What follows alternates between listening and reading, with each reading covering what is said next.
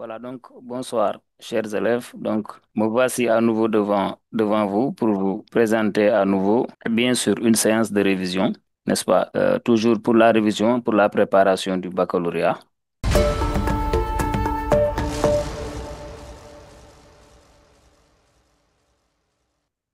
Voilà, donc, pratiquement, nous sommes à notre dernière séance, n'est-ce pas? Donc, je vous conseille de bien suivre et avant même d'entamer la correction des exercices, on va d'abord entamer pour d'abord un petit résumé de cours, n'est-ce pas?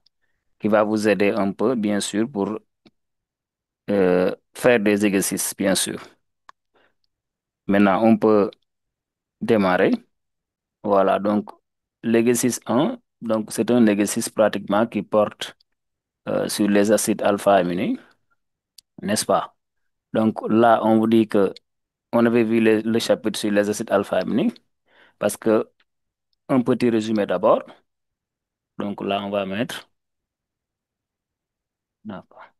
Donc là, on va mettre donc les acides, voilà, c'est bon. Donc là, on va mettre les acides alpha-aminés, hein. Voilà. Les acides alpha-aminés sont des composés, bien sûr, azotés. C'est-à-dire que ces composés-là renferment l'élément azote. Mais ces composés-là renferment un groupement amino, NH2, et un groupement carboxylique, COH, mais lié à un même atome de carbone. Je donne juste un exemple. Par exemple, je peux choisir l'exemple de ce composé-là, dans le cas général, R, C, double liaison, bien sûr. Donc là, je mets, excusez-moi, là, je mets R, bien sûr, CH, n'est-ce pas, lié à un groupement amino qui est là, qui est aussi lié à un groupement COH. Donc ce groupement-là que je viens d'encadrer, c'est ça qu'on appelle le groupement carboxylique, acide carboxylique. Ça, c'est le groupement amino, n'est-ce pas? Donc ce composé-là est un acide alpha-aminé, n'est-ce pas, dans le cas général, parce que là, j'ai utilisé un groupement alkyle noté R. Mais là, vous voyez, donc, un acide alpha-aminé, ce sont deux composés, bien sûr, qui renferment dans leur structure un groupement amino, NH2, et un groupement COH, mais lié au même atome de carbone. Ce carbone-là, c'est ça qu'on appelle le carbone alpha, n'est-ce pas? C'est ça qu'on appelle le carbone alpha, n'est-ce pas? Donc, parmi les acides alpha-aminés, n'est-ce pas? On peut donner même un exemple, on peut citer un exemple, n'est-ce pas? Donc là, si je prends par exemple, si je remplace ce groupement R par un groupement, par un atome d'hydrogène, j'aurai, oui, c'est bon, H, CH, COH, et là, j'aurai NH2, n'est-ce pas? Donc là, vous voyez, je n'ai fait que remplacer ce groupement alkyle R, bien sûr, par un atome d'hydrogène. Et ce composé-là aussi est un acide alpha-aminé. Et même, on a même appris à nommer les acides alpha-aminés. Donc là, c'est le groupe, c'est le carbone 1, toujours. Donc là, c'est le carbone 2. Et on avait vu que pour nommer les acides alpha-aminés, ça commence toujours par le mot acide, n'est-ce pas? Acide. Maintenant, on donne la position du groupement amino, le groupement NH2. Le groupement NH2 est lié au carbone numéro 2. Donc, on va dire acide, bien sûr, 2, 2 amino, n'est-ce pas? La chaîne principale comporte deux atomes de carbone, éthane, et on met le suffixe oïque, acide 2 amino éthanoïque, n'est-ce pas? Et d'ailleurs, même cet acide alpha-aminé-là, c'est ce qu'on appelle aussi on l'appelle la glycine aussi, n'est-ce pas? Donc, mais regardez, si je prends l'exemple de la glycine ne possède pas un carbone asymétrique, n'est-ce pas? C'est quoi un carbone asymétrique? C'est un atome de carbone qui est lié à quatre groupes différents, à quatre groupes d'atomes, mais tous différents. Donc, ce carbone-là n'est pas un carbone asymétrique, n'est-ce pas? Donc, la glycine ne possède pas de carbone asymétrique, n'est-ce pas? Maintenant, je peux même donner un autre exemple. Si je remplace ce groupement R par un groupement méthyle, donc j'aurai ici un autre exemple. J'aurai CH3 qui est là, n'est-ce pas? CH lié au groupement amino NH2 tiré, bien sûr, COO, COOH, n'est-ce pas? Donc là, on peut aussi nommer ce composé-là. Donc ça, c'est toujours le carbone 1, carbone 2, carbone 3, n'est-ce pas? Donc là, vous voyez que le groupement amino est lié au carbone numéro 2, n'est-ce pas? Donc dans ce cas, comme on l'a dit, ça commence toujours par le mot acide, n'est-ce pas? On donne la position du groupement amino. Donc le groupement NH2 est lié au carbone numéro 2. Donc acide 2 amino, 2 amino, chaîne A3, n'est-ce pas? Propanoïque nous renvoie au propane. Donc là, on va mettre propanoïque, n'est-ce pas? Là aussi, comme nomenclature, là aussi, on l'appelle l'alanine. Mais là, si vous regardez la molécule d'alanine, ou bien acide 2 aminopropanoïque, ce carbone-là est un carbone asymétrique, n'est-ce pas? Donc ce carbone peut être noté, il y a un C étoile, n'est-ce pas? Pourquoi? Parce que cet atome de carbone est lié à quatre groupements, donc ce H-là peut mettre en haut. Donc cet atome de carbone est lié à quatre groupements, tous différents. Donc l'alanine possède un carbone asymétrique, n'est-ce pas? Et retenez que même, on peut donner d'autres exemples d'acides alpha-aminés, mais parmi tous les acides alpha-aminés, seule la glycine ne possède pas un carbone asymétrique, n'est-ce pas? Donc retenez ça, ça c'est toujours à retenir. Donc parmi tous les acides alpha-aminés, seule la glycine ne possède pas un carbone asymétrique. Sinon, hormis la glycine, tous les acides alpha-aminés possèdent un carbone asymétrique. Donc raison pour laquelle on vous dit que tous les acides alpha-aminés sont chirales, sauf la glycine. Pourquoi chirale? Ou bien c'est quoi une molécule chirale? C'est juste une molécule qui possède ou bien qui renferme un carbone asymétrique. Donc, toute molécule qui renferme ou bien qui possède un carbone asymétrique est chirale. Or, parmi tous les acides alpha-aminés, sauf la glycine, ne possède pas de carbone asymétrique. Ça veut dire quoi? Ça veut dire que tous les acides alpha-aminés sont chirales, sauf la glycine. Donc ça, c'est toujours bon à savoir. Donc là, on a parlé des acides alpha-aminés. Ce sont des composés organiques qui renferment, on a dit dans leur structure, un groupement amino, NH2, et un groupement carboxylique, COH, liés au même atome de carbone. C'est ça un acide alpha-aminé. On a donné aussi des exemples et même savoir les noms, savoir les nommer, n'est-ce pas? Maintenant, après, on peut même parler, bien sûr, de la notion de chiralité, n'est-ce pas? Ou bien on peut parler de la notion de ce qu'on appelle énantiomère, n'est-ce pas? Donc là, ce qu'on appelle énantio- des énantiomères, n'est-ce pas? Si je prends par exemple, j'ai dit que pour tous les acides alpha-aminés, sauf la glycine n'est pas chirale. Maintenant, je vais prendre l'exemple de l'alanine, n'est-ce pas? Exemple de l'alanine, tout à l'heure, j'ai dit que c'est CH3, par exemple. Là, c'est un CH, NH2 qui est là, lié à un groupement COH. Maintenant, si on vous demande de donner ce qu'on appelle des énantiomères, ou bien faites la représentation, ou bien donner la représentation de Fischer, n'est-ce pas, de la molécule d'alanine, n'est-ce pas? Donc là, la représentation de Fischer de l'alanine, donc toujours vous aurez ça comme représentation de Fischer, n'est-ce pas? Donc comme on a dit que le groupement COH, ce groupement-là, va se mettre toujours en haut. Ça, c'est le groupement COH, n'est-ce pas? Qui est là aussi, le groupement COH, qui est toujours en haut, n'est-ce pas? Donc les quatre groupements-là sont là. Donc vous avez le groupement amino. Il y a aussi le groupement CH3. Même si vous voulez cet atome d'hydrogène, on peut le mettre en haut. C'est la même chose. Si je le mets là. Et dans ce cas maintenant, on a les quatre groupes d'atomes qui encadrent ici ce qu'on appelle le carbone asymétrique, le C étoile, n'est-ce pas? Donc ce C étoile-là, c'est ce C étoile qu'on a ici. C'est ça le carbone asymétrique qu'on a noté C étoile, n'est-ce pas? Ces quatre groupements-là qui sont là, le groupement COH, carboxylique, va se mettre toujours en haut, donc comme vous le voyez. Maintenant, l'atome d'hydrogène peut se mettre à gauche ou bien à droite. Si par exemple, je mets l'atome d'hydrogène, je le mets ici à gauche, exemple, n'est-ce pas? Le groupement amino va se mettre à droite. Et qu'est-ce qui reste? Le groupement alkyle R, qui est ici le groupement CH3, va se mettre en bas, n'est-ce pas? Donc ici, regardez, toujours retenez que le groupement COH va se mettre en haut, le groupement alkyle va se mettre en bas. Maintenant, on va toujours essayer de permuter. NH2 peut se mettre à droite ou bien comme à gauche. Là aussi, on peut faire la même chose. Donc là, j'ai toujours le groupement CH3 qui est là. Là, j'avais mis NH2 à droite. Maintenant, je vais le mettre à gauche.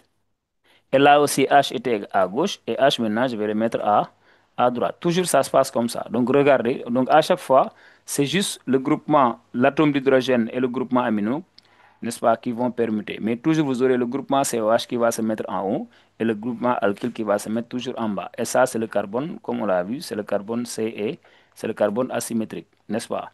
Et là, maintenant, c'est ça qu'on appelle la représentation de Fischer. Donc, si dans un exercice, on vous dit, faites la représentation de Fischer de la molécule d'alanine, n'est-ce pas? C'est ça la représentation de Fischer. Et ces deux molécules-là, c'est ça qu'on appelle des énantiomères. Donc, un acide alpha-aminé, chiral, possède deux énantiomères, n'est-ce pas? Donc là, si le NH2 se met à droite, ce composé-là est appelé le D-alanine. Pourquoi D? Parce que le groupement NH2 est ici à droite. Maintenant, si le groupement NH2 se met à gauche, on l'appelle L, L-alanine, n'est-ce pas?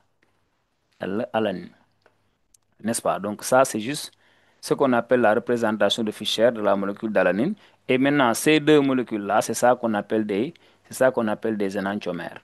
Et pour ces molécules, retenez toujours que les groupements COH vont se mettre toujours en haut, le groupement alkyle en bas, NH2 peut se mettre à gauche comme à droite, n'est-ce pas? Donc ça, c'est ce qu'on appelle la représentation de Fischer et aussi donner les énantiomères, n'est-ce pas? Donc on va passer aux propriétés, bien sûr, n'est-ce pas? Donc là, on va parler des propriétés des acides alpha-aminés. Maintenant, on vous a dit que les acides alpha-aminés possèdent un groupement amino, n'est-ce pas? Et un groupement, bien sûr, acide carboxylique. Donc, l'acide alpha-aminé possède ce qu'on appelle, donc je prends l'exemple. Donc là, on a RCH, n'est-ce pas? Lié ici à un groupement amino, NH2, lié aussi au groupement COH, n'est-ce pas? Et là, qu'est-ce qui va se passer? Le groupement, le doublet libre ici de l'atome d'azote, n'est-ce pas, peut arracher le proton H du groupement carboxyle. Et dans ce cas, l'acide alpha-aminé va se mettre sous la forme d'un ion, RCH. Là, vous le voyez, donc le groupement amino arrache le proton H, donc va se mettre sous la forme NH3+, et là, il va nous rester CO-, n'est-ce pas? Donc là, ça veut dire quoi? Ça veut dire quoi? Ça veut dire que ici, les acides alpha-aminés peuvent se mettre ou bien peuvent se transformer sous forme d'ion, n'est-ce pas? Et maintenant, ce composé-là obtenu, n'est-ce pas? C'est ça qu'on appelle ici, on appelle l'amphion. Ce composé-là, c'est ça qu'on appelle l'amphion. Et maintenant, si je veux montrer, par exemple, le caractère acide ou basique de l'amphion, je prends par exemple l'amphion qui est là. Donc, je prends R, C, H, bien sûr. Là, j'ai CO-. Ici, j'avais NH3+. Maintenant, je le fais réagir avec l'eau, par exemple, n'est-ce pas?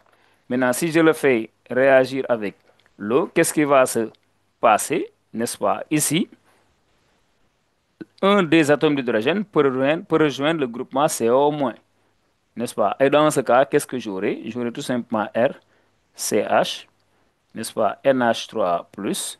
Donc, j'ai dit que l'un des atomes d'hydrogène va rejoindre le groupement CO-. Donc, il va se mettre COH et là, il va rester OH, OH-, n'est-ce pas? C'est ça qu'on appelle le caractère basique de l'amphion, n'est-ce pas?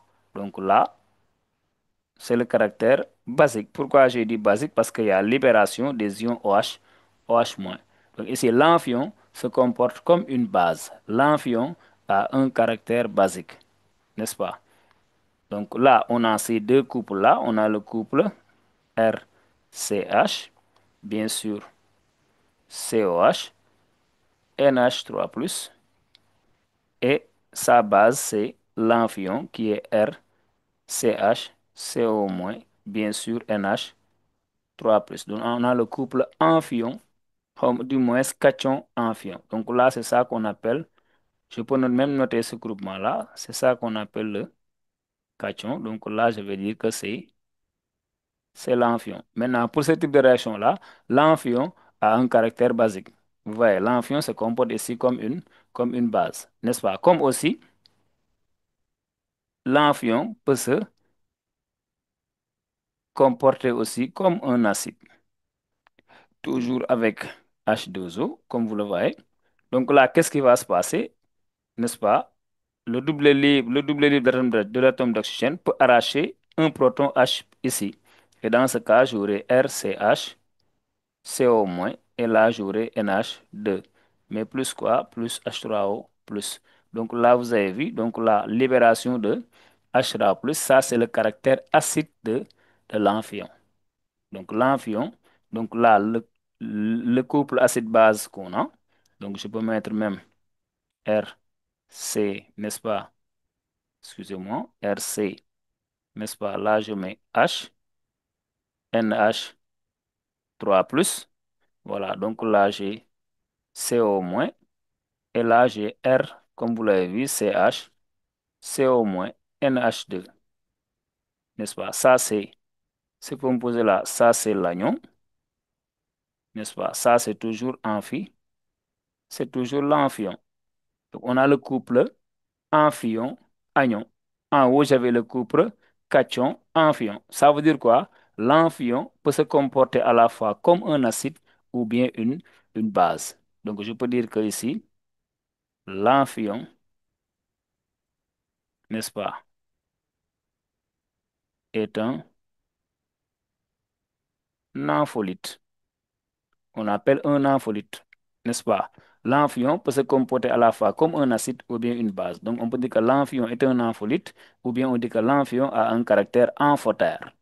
Un caractère amphotère. Donc, tout composé qui peut se mettre à la fois comme un acide ou bien une base a un caractère amphotère. On appelle un ampholyte, n'est-ce pas? Donc, après avoir donné, bien sûr, bien après avoir montré le caractère acide et basique ici de l'amphion, n'est-ce pas? Ce couple-là, le couple cation-amphion, possède un pKa qu'on appelle le pKa1, n'est-ce pas? pK, si je l'appelle pKa1, n'est-ce pas? Et ce couple-là possède aussi un pKa qu'on va appeler pKa2. Et si on vous demande de donner le diagramme bien sûr de prédominance, diagramme de prédominance, n'est-ce pas? Donc là, je trace le diagramme de prédominance. Donc ça, c'est l'échelle des pH. Donc là, je vais mettre le pKa1 qui est toujours plus faible. Donc là, c'est le pKa2, n'est-ce pas? Donc pKa1.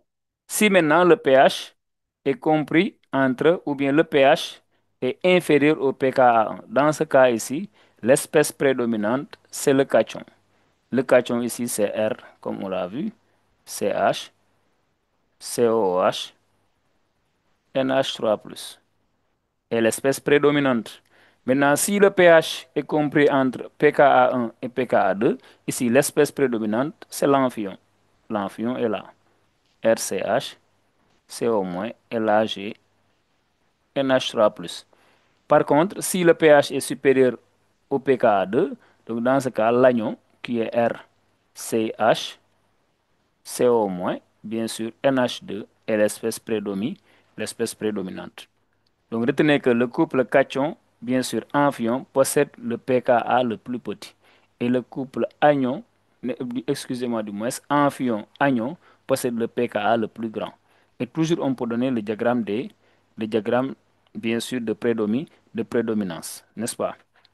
Et maintenant, après avoir donné le diagramme, bien sûr, de prédominance, on peut aussi parler de, maintenant, ce qu'on appelle le pH isoélectrique, n'est-ce pas? Souvent aussi, on demande le pH isoélectrique, hein. Donc, ce pH isoélectrique, donc là, je vais mettre ça. Donc, je vais mettre pH iso, pH isoélectrique. Là, d'abord, je vais parler du Ka1. Ka1, je vais appeler ça, je vais noter ça, c'est la concentration, comme on l'a vu, de H3O+, multiplié par la concentration, bien sûr, de la base. La base ici, je l'appelle l'amphion, que je note A plus moins, sur la concentration, bien sûr, de l'acide, qui est ici A plus, qui est le cation, n'est-ce pas? Et Ka2, n'est-ce pas? Ça, c'est la concentration de H3+, comme vous le savez, multiplié par la concentration de la base, qui est ici A-, sur la concentration de l'acide, qui est l'amphion, A plus moins, n'est-ce pas? Et là, si je fais le produit Ka1 fois Ka2, donc on va le faire. Donc là, je mets Ka1 multiplié par Ka2. Donc, j'obtiens ici concentration de H3+, multiplié par la concentration de A plus moins, sur bien sûr la concentration de A+. Maintenant, je multiplie par Ka2, qui est la concentration, bien sûr, de H3+, multiplié par la concentration de A-, sur la concentration, bien sûr, comme on l'a dit ici, de A plus moins. Or, pour un pH isoélectrique, donc, on sait toujours que ces deux concentrations-là, bien sûr, sont égales, n'est-ce pas? Concentration de A- reste égale à la concentration de A+, n'est-ce pas? Pour lorsque pH, ou bien je vais dire au point isoélectrique. Ça, c'est toujours bon à savoir. Au point isoélectrique, concentration de l'anion reste égale à la concentration du cation, bien sûr. Et dans ce cas, que va devenir ce produit-là, le produit Ka1 multiplié par Ka2? Donc là, on va simplifier. Donc A plus moins va partir avec A plus moins, comme vous le voyez. Et ces deux-là, puisque sont égales, n'est-ce pas? Là, je vais mettre, il va me rester la concentration de H3 plus au carré, n'est-ce pas? Or, on sait que je peux même mettre partout moins log. Donc, si je mets moins log partout, donc là, je mets moins log de Ka1 fois Ka2 va être aussi moins log de H3O plus au carré, n'est-ce pas? Or là, comme vous le savez, log de A fois B, n'est-ce pas? Je peux le mettre, voilà, log de A fois B, ça peut être, comme on l'a vu, log de A plus log de B, n'est-ce pas? Log de A plus log de B, n'est-ce pas? Dans ce cas, je remplace, donc là, je mets moins log de Ka1, moins log voilà, donc là, je mets moins log de Ka1, aussi, moins log de Ka2, et la log de A à la puissance n, c'est n log de A, donc là, ça fait ici, moins 2 log de concentration de H3O+, n'est-ce pas? Or, moins log de H3O+, nous tous, nous savons que ici, c'est 2 fois le pH. Or, moins log de Ka1, là aussi, on sait que c'est le pKa1, n'est-ce pas? Moins log de Ka2 aussi, c'est le pKa2, n'est-ce pas? Parce que pKa égale moins log de Ka, et là, j'obtiens 2 fois deux fois le pH. Et dans ce cas ici, que vaut le pH? pH, j'obtiens ici un demi facteur de pKa1 plus, bien sûr, pKa2. C'est ça qu'on appelle le pH le pH isoélectrique. Qu'il faut toujours, donc tant qu'on ne vous demande pas de le démontrer, il faut toujours savoir que le pH isoélectrique, c'est toujours un demi de pKa1 plus pKa2. Maintenant, on va parler maintenant de la dernière partie. La dernière partie, c'est ce qu'on appelle la synthèse. Synthèse, bien sûr, d'un dipeptide. Synthèse d'un dipeptide. Et dans ce cas ici, Bon, c'est quoi la synthèse? C'est la réaction entre deux acides alpha-aminés, n'est-ce pas? Maintenant, là aussi, c'est bon à souligner que toujours la réaction entre, donc là je vais le mettre, la réaction entre deux acides alpha-aminés peut conduire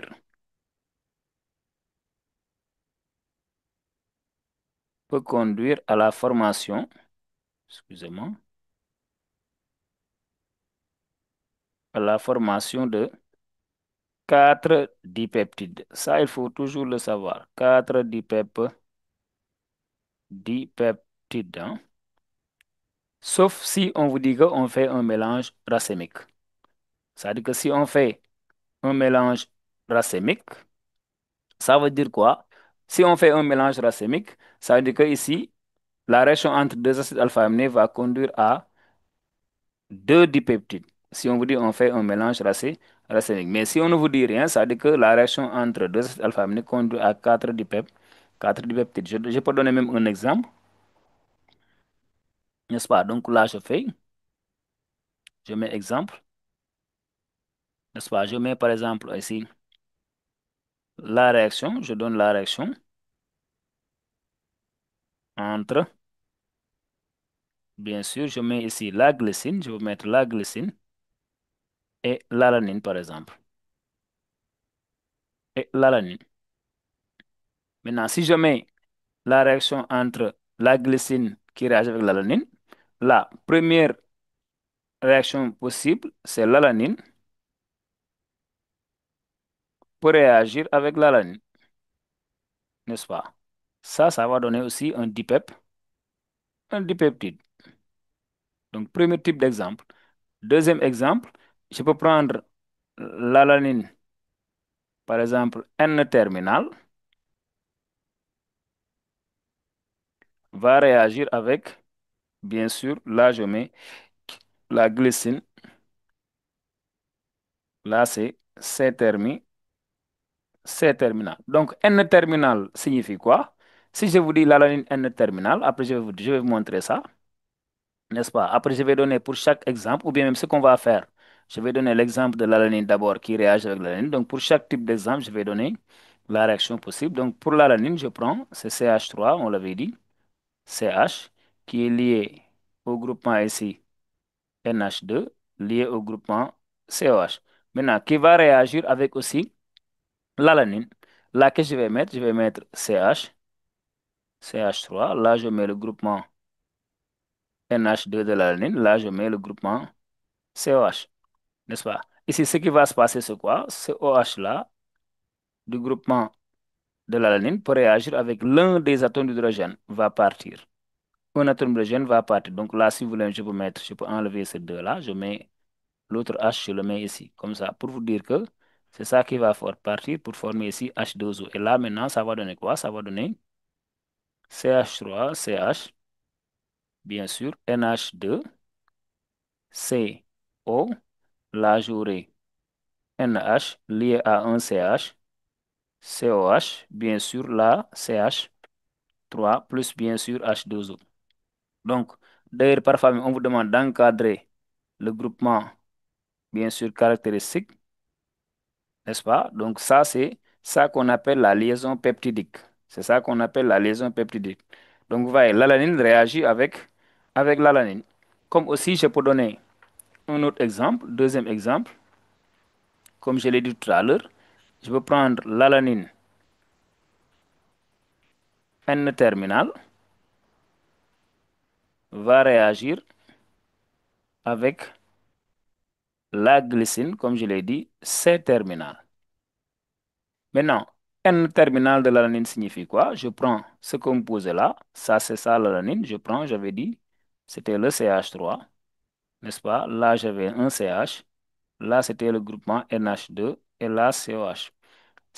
Et maintenant la glycine, comme je l'ai dit, c'est le CH, n'est-ce pas? Là je vais mettre H, et si je mets COH, et là je mets le groupement, bien sûr, NH2. Donc là je mets NH, l'autre H, je le mets ici. Maintenant, si je dis L'alanine N-terminal. N-terminal signifie que je garde le groupement amino. Je garde le groupement amino ici de l'alanine. C'est ça le N-terminal. Et si je dis la glycine C-terminal, C-terminal, je garde le groupement COH de la glycine. Donc ça, c'est toujours bon à retenir. Donc si on vous dit l'alanine N-terminal réagit avec la glycine C-terminal.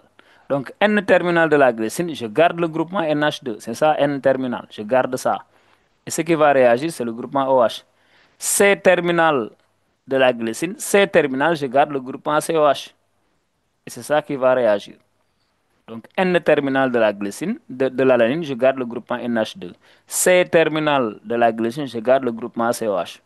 N'est-ce pas? C'est ça maintenant qui va conduire à ce composé-là, CH3, CH. Là, on a NH2, CO, NH, comme on l'a dit, CH, là COH et là atome d'hydrogène plus bien sûr H2, H12O. Ça, c'est un autre dipeptide aussi, n'est-ce pas? Une deuxième réaction. Maintenant, on peut aussi faire le contraire, ça veut dire que prendre, comme je l'ai dit, l'alanine maintenant, mais C-terminal, que je vais réagir avec la glycine, mais N-terminal. Ça veut dire que je fais le contraire.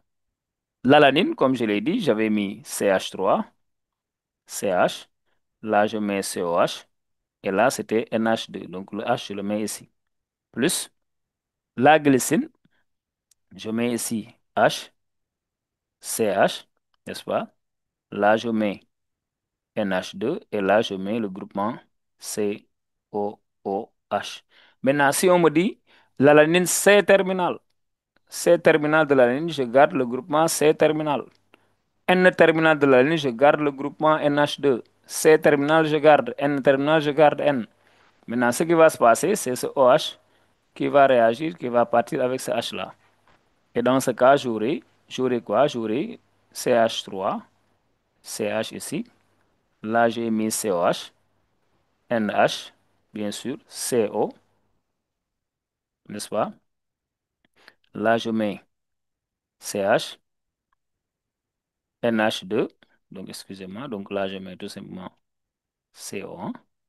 Là, c'est NH2. Et là, je mets le H, n'est-ce pas? Le H plus ici, H2O. Ça aussi, c'est un autre dipeptide possible, n'est-ce pas?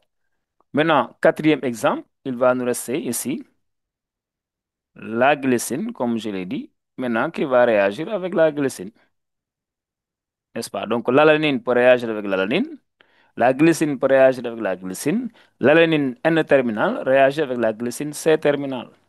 Et aussi, l'alanine C-terminal réagit avec la glycine N-terminal. Donc, la glycine, comme je l'ai dit, c'était ça, CH. Donc, là, je mets NH2, COH, qui réagit avec toujours la glycine de cette forme-là. Ouais, donc ici, ce qui va partir, c'est ça,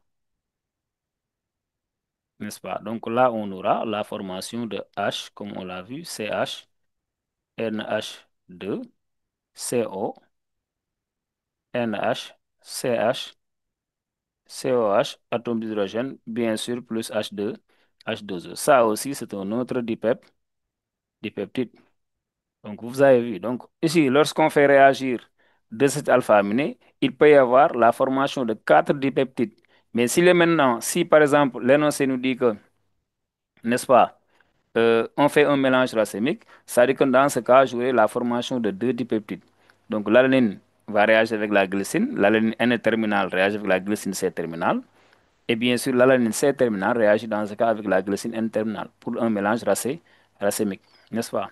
Maintenant, dans un exercice aussi, comme on l'a dit, l'énoncé peut vous dire que, n'est-ce pas, on fait réagir l'alanine et la glycine, mais on veut que l'alanine N-terminale, n'est-ce pas, réagisse avec la glycine C-terminale. Maintenant, dans ce cas, il y a des blocages et des activations à faire. Et d'ailleurs, même ça sera l'objet de l'exercice 1. Donc, pour les blocages et les activations, donc on va préciser ça au niveau de l'exercice 1, n'est-ce pas, pour vous permettre de mieux comprendre. Si l'énoncé nous précise que on veut que l'alanine N-terminale réagisse avec la glycine C-terminale, donc il y a des activations et des blocages à faire pour permettre ou bien pour bloquer les autres fonctions de ne pas réagir. Donc on va le montrer sur l'exercice 1, n'est-ce pas? Donc c'était ça pour un résumé sur les acides alpha-aminés. Comme je l'ai dit, hein, donc retenez qu'à chaque fois en chimie, l'élève doit être toujours en mesure, n'est-ce pas, de comprendre les acides alpha-aminés, la cinétique chimie, on avait fait un exercice la séance, n'est-ce pas, passée, et aussi ce qu'on appelle les solutions tampons, n'est-ce pas? Donc toujours l'élève doit connaître ces chapitres-là phares en chimie. Donc on va passer à l'exercice 1 après avoir fait ce petit résumé-là, n'est-ce pas? Donc pour l'exercice 1, ici on vous dit la tyrosine est l'un des composés organiques participant à la biosynthèse des protéines. Elle intervient dans la synthèse, n'est-ce pas, de la mélanine, le pigment naturel de la peau et des cheveux. Elle est considérée comme un antioxydant et a aussi une action sur la dépression ou l'anxiété. Dans ce qui suit, on se propose de retrouver la formule brute de la tyrosine que l'on peut noter CXHYOZNT et d'étudier quelques-unes de ses propriétés chimiques. N'est-ce pas? En 1.1, qu'est-ce qu'on nous dit? On nous dit la combustion de 648 mg de tyrosine donc, donne 1,42 g de dioxyde de carbone et 354 mg d'eau. On suppose que l'hydrogène du composé est complètement oxydé en eau et le carbone en dioxyde de carbone. La question c'est, à partir des résultats de cette combustion, calculer les pourcentages massiques de carbone et d'hydrogène dans la tyrosine. Donc là, je vais mettre en question 1. Donc, exo 1. Donc la question 1, c'est déterminer ou bien calculer les pourcentages. Donc calculer, n'est-ce pas, les pourcentages, comme on l'a vu, de C et pourcentage de H, n'est-ce pas, contenu dans la molécule de tyrosine, n'est-ce pas. Là aussi, je vous rappelle que la tyrosine, l'énoncé l'a donné ici, tyrosine.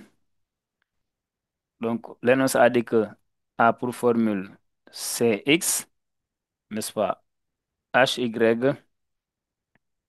OZ, NT. C'est ça la formule de la tyrosine. Et ici, l'énoncé nous a donné la masse de tyrosine, n'est-ce pas? Donc, l'énoncé a donné la masse de CX, HY, ici, OZ, NT. Et cette masse-là, ça vaut 648 mg, n'est-ce pas? Et là, maintenant, l'énoncé a donné aussi, après combustion, la masse de CO2, dioxyde de carbone, c'est 1,42 g. On a donné aussi la masse d'eau. La masse, bien sûr, d'eau, c'est 354 mg. 354 mg. Et là, l'énoncé a bien dit, on fait la combustion, n'est-ce pas? Donc ici, comment on détermine le pourcentage de C? Comme on l'a vu, ça on l'a vu depuis les classes antérieures, c'est masse de C sur masse du composé. Donc masse du composé, masse de la tyrosine, bien sûr, fois 100, n'est-ce pas? Or ici, on connaît la masse du composé, la masse, bien sûr, de la tyrosine, mais on ne connaît pas la masse de C. Mais là aussi, on avait vu depuis les classes antécédentes que masse de C, n'est-ce pas, c'est toujours 3 onzièmes fois la masse de CO2. N'est-ce pas? Ça, c'est à ne pas oublier, on l'avait vu, n'est-ce pas? Donc, dans ce cas aussi, je peux calculer d'abord la masse de C, parce que l'énoncé m'a donné la masse de CO2. Et dans ce cas, je peux calculer dans ce cas le pourcentage de C, n'est-ce pas? Et dans ce cas, ici, que va devenir le pourcentage de C si je remplace masse de C par 3 onzièmes fois masse de CO2? Donc là, je mets 3 onzièmes, n'est-ce pas, multiplié par la masse de CO2. Donc là, 11, je multiplie par la masse, j'ai dit, du composé, bien sûr, fois 100. Et là, je ne fais que remplacer, n'est-ce pas? Là, si je remplace, j'obtiens ici pourcentage de C c'est 3 onzièmes fois. Ici, Linus a donné la masse, bien sûr, de CO2, c'est 1,42 grammes, n'est-ce pas? Là, Linus a donné la masse de la tyrosine, 648 milligrammes, que je convertis 0,648. Et là, je le multiplie par 100. Donc, c'est ça le pourcentage en masse de C. Et maintenant, si je calcule, je remplace ici, je calcule, je trouve 59,76. Donc, par calcul, on va trouver ici 59,76 pour cent. Maintenant, je vais faire la même chose aussi pour déterminer le pourcentage de H, n'est-ce pas? La question, n'oubliez pas que c'était déterminer, bien sûr, les pourcentages ici de C et d'hydrogène. Donc là, je peux mettre aussi pourcentage de H. Là aussi, c'est masse de H, comme on l'a vu, sur masse du composé multiplié par 100. Là aussi, c'est pareil, on ne connaît pas la masse de H. Or, on avait vu que aussi masse de H, bien sûr, c'est 1/9 multiplié par la masse de H2O. Donc ça, c'est connu depuis les classes antérieures. Donc dans ce cas ici, je peux remplacer. Que va devenir le pourcentage de H si je remplace la masse de H par tout ça? N'est-ce pas? Ça fait 1, bien sûr, n'est-ce pas? Donc masse de H, je remplace par 1/9 fois la masse de H2O. Donc là, j'obtiens 1/9, n'est-ce pas? Multiplié par ici masse de H2O, comme on l'a vu, n'est-ce pas? Là, c'était 1/9 que je multiplie par la masse du composé, mais sans oublier fois 100. Et dans ce cas, je remplace pourcentage de H, c'est 1/9 multiplié par la masse de H2O ici est donnée par l'énoncé, c'était 354 milligrammes. Donc je convertis, ça fait 0,354, bien sûr. Maintenant, la masse du composé, c'est connu, c'est 0,648. Je multiplie par 100, n'est-ce pas? Et dans ce cas, si je calcule pour le pourcentage, bien sûr, pourcentage de H, je trouve là 6 voilà, je trouve 6,01 pour cent, n'est-ce pas? Donc là, je calcule, je trouve 6,01%. Donc c'était ça pour le calcul des deux pourcentages, n'est-ce pas? Maintenant, après avoir calculé ici les pourcentages massiques, la question c'est en déduire la formule brute de la tyrosine, sachant que la molécule contient un seul atome d'azote et que sa masse molaire est de 181,9 grammes par mol. Donc là, ça nous aide. Donc là, c'est déduire, bien sûr. Donc là, on va déduire la formule brute. La formule brute, bien sûr, n'est-ce pas? Donc là, Lennox a donné, bien sûr, la formule brute de la tyrosine, c'est X, H, Y, O, Z. Donc je passe par la relation 12X sur pourcentage de C égale Y sur pourcentage, bien sûr, de H, n'est-ce pas? Et là, tout simplement, ça suffit. Je peux utiliser égal masse molaire sur 100, bien sûr. Masse molaire sur 100. Et dans ce cas, n'oubliez pas que là, donc, on a déjà calculé les pourcentages de H et de C, n'est-ce pas? Et là aussi, je connais la masse molaire. Donc, je pourrais utiliser tout simplement ces deux relations-là. Donc là, que je vais dire 12X sur, bien sûr, le pourcentage de C égale à masse molaire sur 100. Et dans ce cas, je cherche la valeur de X. Donc, X va devenir, bien sûr, pourcentage de C multiplié par la masse molaire, mais divisé par 1200. Et dans ce cas, je calcule X, c'est pourcentage de C, où j'avais calculé tout à l'heure, je vais trouver 59,76, n'est-ce pas?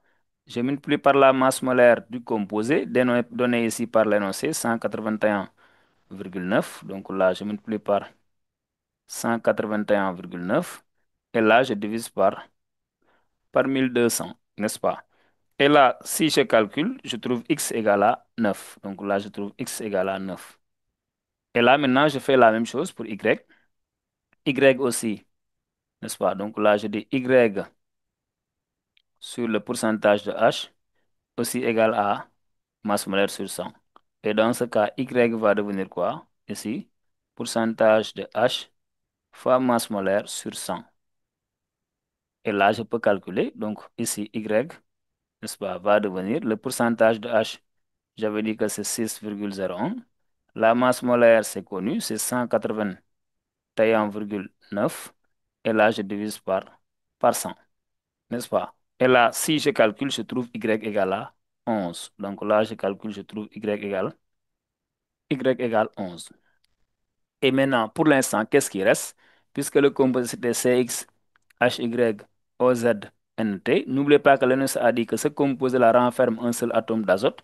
Donc maintenant, je peux passer à la masse molaire pour déterminer bien sûr la valeur de T. Donc là, c'est masse molaire de CX, n'est-ce pas? X, j'ai dit que c'est 11. CX, comme on l'a vu, HY, OZ, NT, n'est-ce pas? Donc ça vaut combien? Ça vaut 181,9, comme on l'a dit. Donc là, c'est 12x, n'est-ce pas, plus y plus cz plus 14t égale 181,9. Et là, qu'est-ce que je fais? Je ne fais que remplacer. X, j'avais trouvé 9. Donc, je fais 12 fois 9 plus y, on a trouvé 11, n'est-ce pas? Plus là, c'est 16 z. Linus a dit que ce composé renferme un seul atome d'azote, donc T égale à 1. Donc, je mets plus 14 égale à 181,9. Et là, qu'est-ce qui reste? Il reste tout simplement à déterminer la valeur de z. Et là, par calcul, on trouve z égale à 3, n'est-ce pas? Maintenant, après avoir trouvé z, donc là, que va devenir la formule? La formule brute, c'est C9, HY, j'ai trouvé 11, n'est-ce pas? C9, H11, n'est-ce pas? O3N, n'est-ce pas? Je n'ai fait que remplacer ici euh, les valeurs par ce qu'on vient de trouver, n'est-ce pas? Et ça nous donne la formule brute du composé, n'est-ce pas? Donc, après le nous dit, la formule semi-développée de la tyrosine est écrite ci-contre. Donc, ce composé-là est en bas, excusez-moi, donc, c'est donné ici. Donc, c'est ça la structure de la tyrosine. Donc, c'est donné ici en bas, n'est-ce pas?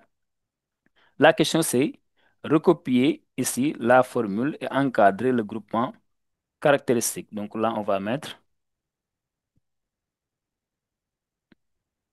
on va recopions et voilà, encadrons ici là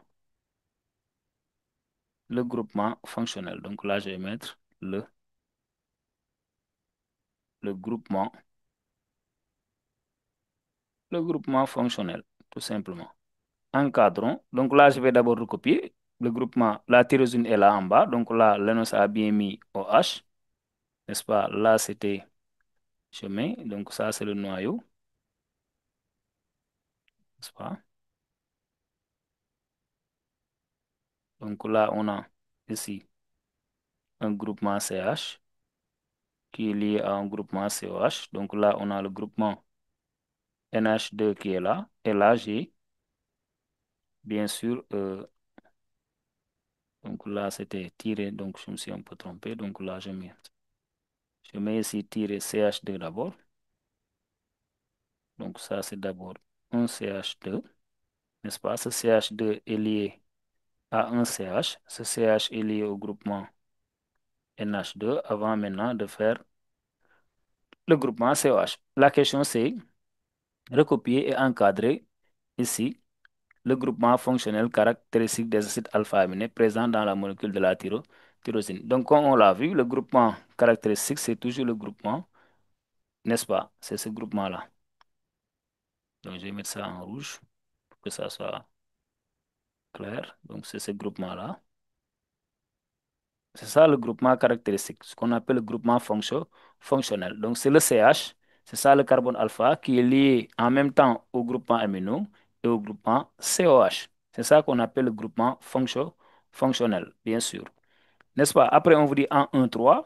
Dans la suite, on adopte pour la formule semi-développée de la tyrosine.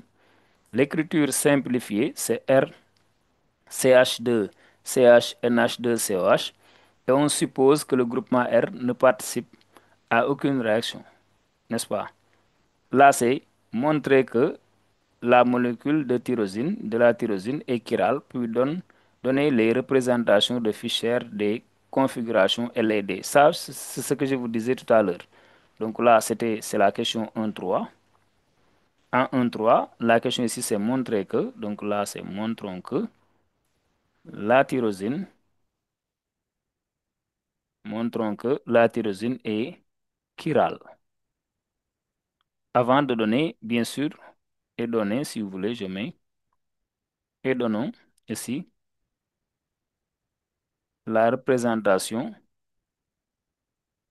comme on l'a dit, la représentation de Fischer, n'est-ce pas? Donc, je vais recopier la formule donnée. La formule, c'est R, comme on l'a donné ici. Donc, Lennox a bien donné ici R. Je vais mettre ça. Ça, c'est R. Comme vous le voyez, CH2, n'est-ce pas? Là, c'est CH.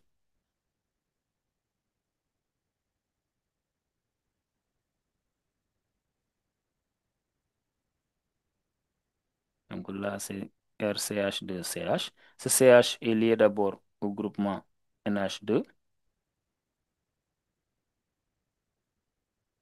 Maintenant, avant de mettre le groupement ici, COH. Voilà, c'est ça. Maintenant, la question, c'est d'abord montrer que la molécule de tyrosine est chirale. Donc, comme vous le voyez, ce composé-là possède un carbone asymétrique. Donc, cet atome d'hydrogène peut se mettre là. Donc, je vais vous mettre là, ici. Donc, cet atome d'hydrogène va se mettre là, n'est-ce pas?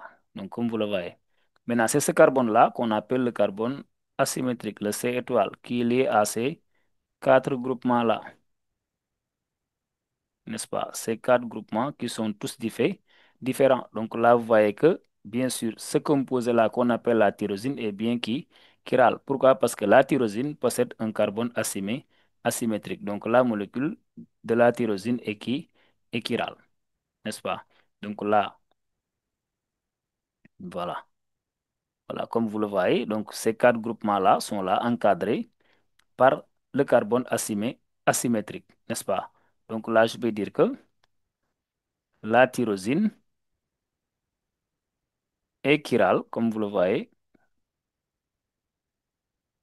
La tyrosine est chirale car elle possède un carbone asymétrique, n'est-ce pas? Un carbone asymétrique noté Ce, c'est ce carbone-là qu'on note C étoile, n'est-ce pas? Et après, on nous dit donner la représentation de Fischer. Donc là, je vais mettre représentation de Fischer, n'est-ce pas?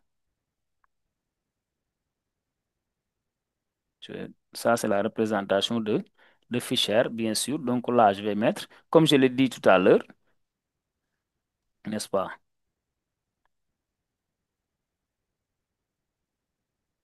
N'est-ce pas? Donc là, vous le voyez. J'avais dit tout à l'heure que toujours le groupement COH va se mettre en haut, n'est-ce pas? Donc ça, c'est toujours le groupement COH, comme on l'a dit tout à l'heure dans le résumé. Et là, le groupement alkyle va se mettre en bas, c'est ce groupement-là, CH2, n'est-ce pas, qui est lié au groupement R, va se mettre toujours en bas. Donc vous le voyez ici, CH2 lié à R. Et qu'est-ce qu'on avait dit? On avait dit que H et NH2 peuvent permuter. Donc là, je vais mettre NH2 à droite. Donc là, je mets NH2 à droite et là, je mets H. Là, qu'est-ce que je fais? Je mets ici NH2 à gauche et là, je mets H. Donc, c'est ça la représentation de Fischer des deux molécules. Et même, Lennox a bien dit de préciser, n'est-ce pas, euh, les configurations L et D de la tyrosine. Donc là, vous avez vu que, bien sûr, le groupement NH2 est à droite. Donc là, c'est la configuration D. Donc je vais mettre ça en rouge un peu, n'est-ce pas? Donc là, je vais mettre D tyrosine. Donc là, le groupement NH2 est à gauche. C'est la configuration L tyrosine, n'est-ce pas? Ça, on vous l'a dit tout à l'heure dans le résumé, tout simplement, n'est-ce pas? Donc c'était ça la question, bien sûr, la question 1, 3, 1, 3, 1, n'est-ce pas? Donc on va passer à la suite, voilà, à la question, bien sûr, 1, 3, 2. On vous dit en solution aqueuse, la tyrosine existe sous la forme d'un amphion. Écrire la formule, ça aussi on l'a dit, semi-développée de l'amphion et indiquer les couples acide-base qui lui correspondent, n'est-ce pas? Donc là, je vais mettre 1, 3, 2, 1, 3, 2. On demande, n'est-ce pas, la formule semi-développée de l'amphion. Donc là, je vais mettre la formule semi-développée de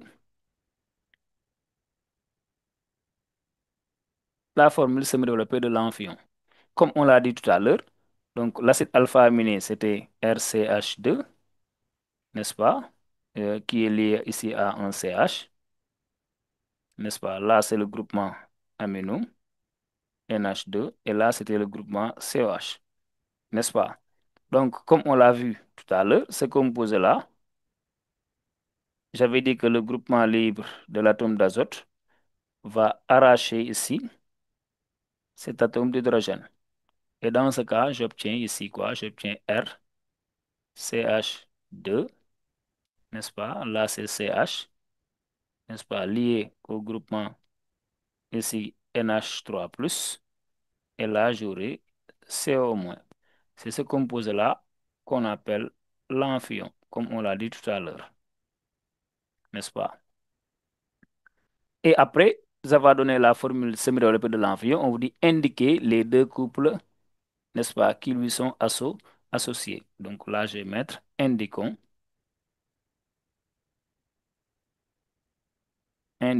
les deux couples qui lui sont associés, n'est-ce pas? Là aussi, pour connaître les deux couples, je l'ai dit tout à l'heure, donc on peut prendre l'amphion, comme je l'ai dit tout à l'heure, RCH2, CH lié au groupement NH3+, là c'était CO-, qui réagit dans l'eau, n'est-ce pas? Et si j'ai dit que ça va donner quoi? Ça va donner ici R. Et si je mets R, bien sûr, CH2, n'est-ce pas? CH. Là, je mets NH3+. Et là, je mets COH, n'est-ce pas? Plus ici, OH-. Donc, l'amphion a un caractère ici basique. Pourquoi? Parce qu'il y a la formation des ions OH, OH-. Et là, je peux même donner le couple correspondant. Le couple correspondant, c'est R, n'est-ce pas? CH2, CH. Là, c'est NH3+, COH. Et là, j'ai R, CH2, CH. Là, j'avais NH2, CO-. Ça, c'est le couple cation-anion, n'est-ce pas? Si vous voulez, je peux l'appeler le couple cation-anion. Et je vous mets l'autre couple. L'autre couple, c'est lorsque l'acide alpha-aminé RCH2CH, et là, j'ai NH3+, CO-, qui réagit avec toujours H2O. Et là, j'aurai ici R, CH2, CH. Là, j'ai NH2. Et là, c'est CO-, mais plus ici H3O+. Donc là, vous avez vu, la formation de H3+ montre le caractère acide de l'amphion. Ici, la formation de OH- montre le caractère basique de l'amphion. Donc l'amphion, comme on l'a dit, peut se comporter à la fois comme un acide ou bien une base. Et tout composé qui se comporte à la fois comme un acide ou bien une base est un ampholyte, ou bien on dit qu'il a un caractère amphotère. Donc l'amphion a un caractère amphotère, ou bien on peut dire que l'amphion est un ampholyte. Et dans ce cas, l'autre couple associé, l'autre couple acide-base associé, donc là on a l'amphion CH2, CH, NH3+, CO-, l'amphion, et là j'ai l'anion CH2, CH, NH2, CO-. Donc là j'ai le couple, comme on l'a vu, j'ai le couple ici, je mets amphion, anion,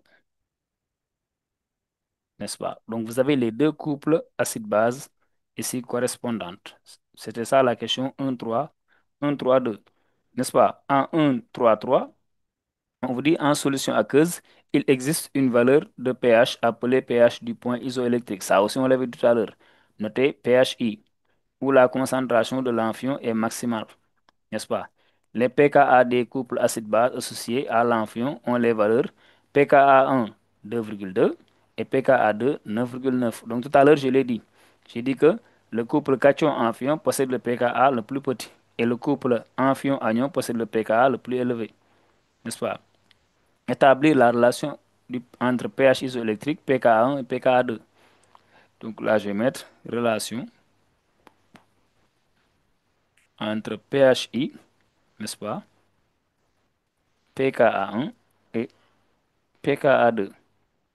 Ça aussi, on l'avait donné tout à l'heure. J'avais dit que ce que j'appelle Ka1, je l'avais donné tout à l'heure, c'est la concentration de H3+, multiplié ici par la concentration de la base, qui est l'amphion, que je note A plus moins, ou bien même, oui, je le note A plus moins, ici sur la concentration de l'acide qui est A plus, n'est-ce pas? Ka2, je le mets ici, c'est concentration de H3+, multiplié par la concentration de la base qui est A moins, sur la concentration de l'acide qui est ici l'amphion, A plus moins, n'est-ce pas? Et là, qu'est-ce que je fais? Je fais le rapport, je fais le produit du moins Ka1 fois Ka2.